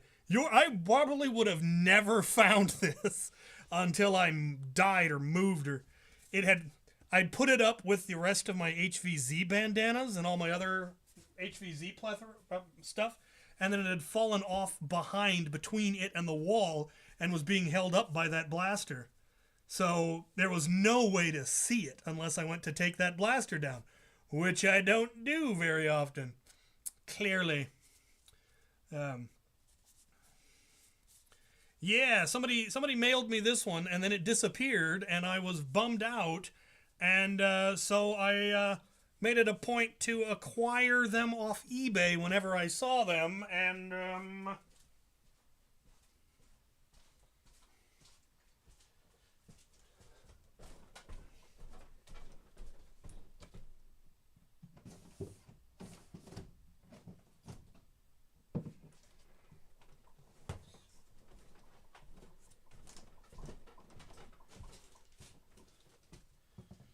it may have gotten a little out of hand.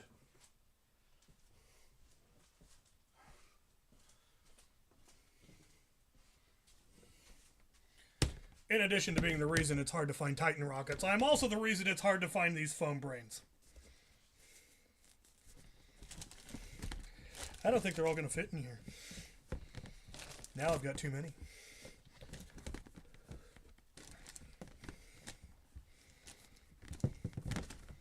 Got a bunch of the little ones too. Squishy. Stole this from a hospital. Nope, they're not all gonna fit. Not at that angle anyway.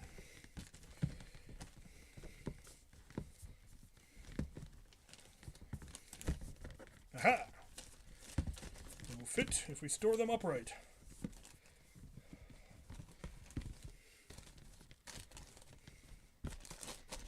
We're good, as long as I don't get one more.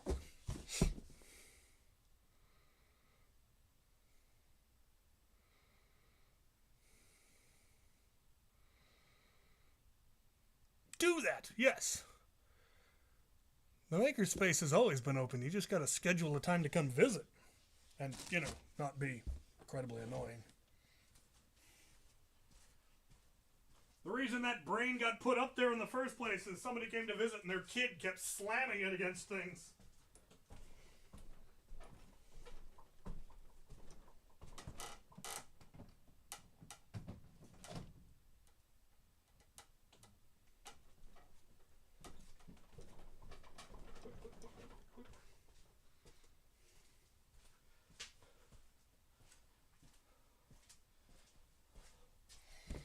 I knew it had to be here somewhere. I am really quite happy about that. That's made my evening. That's lovely. All right. I'm going to start winding down here because I'm getting hungry. And it's getting late.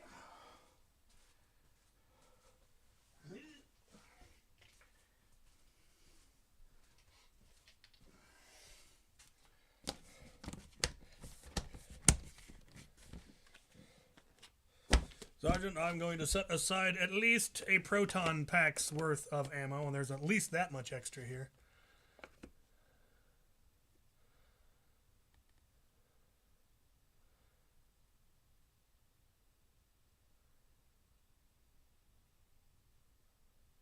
Yeah.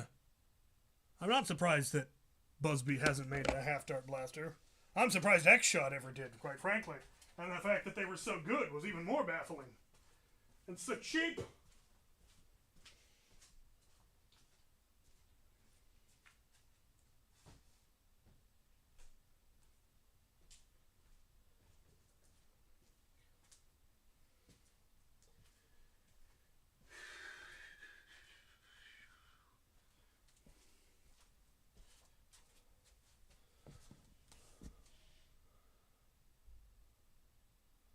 Well, I don't know what I'm going to have for dinner. But I know I'm going to have for dessert. All right. This has been lovely. I did not actually expect to get through all the darts, and yet I did. Thank you for all your questions and all of your support, and... Yeah. Bracing. And all of that.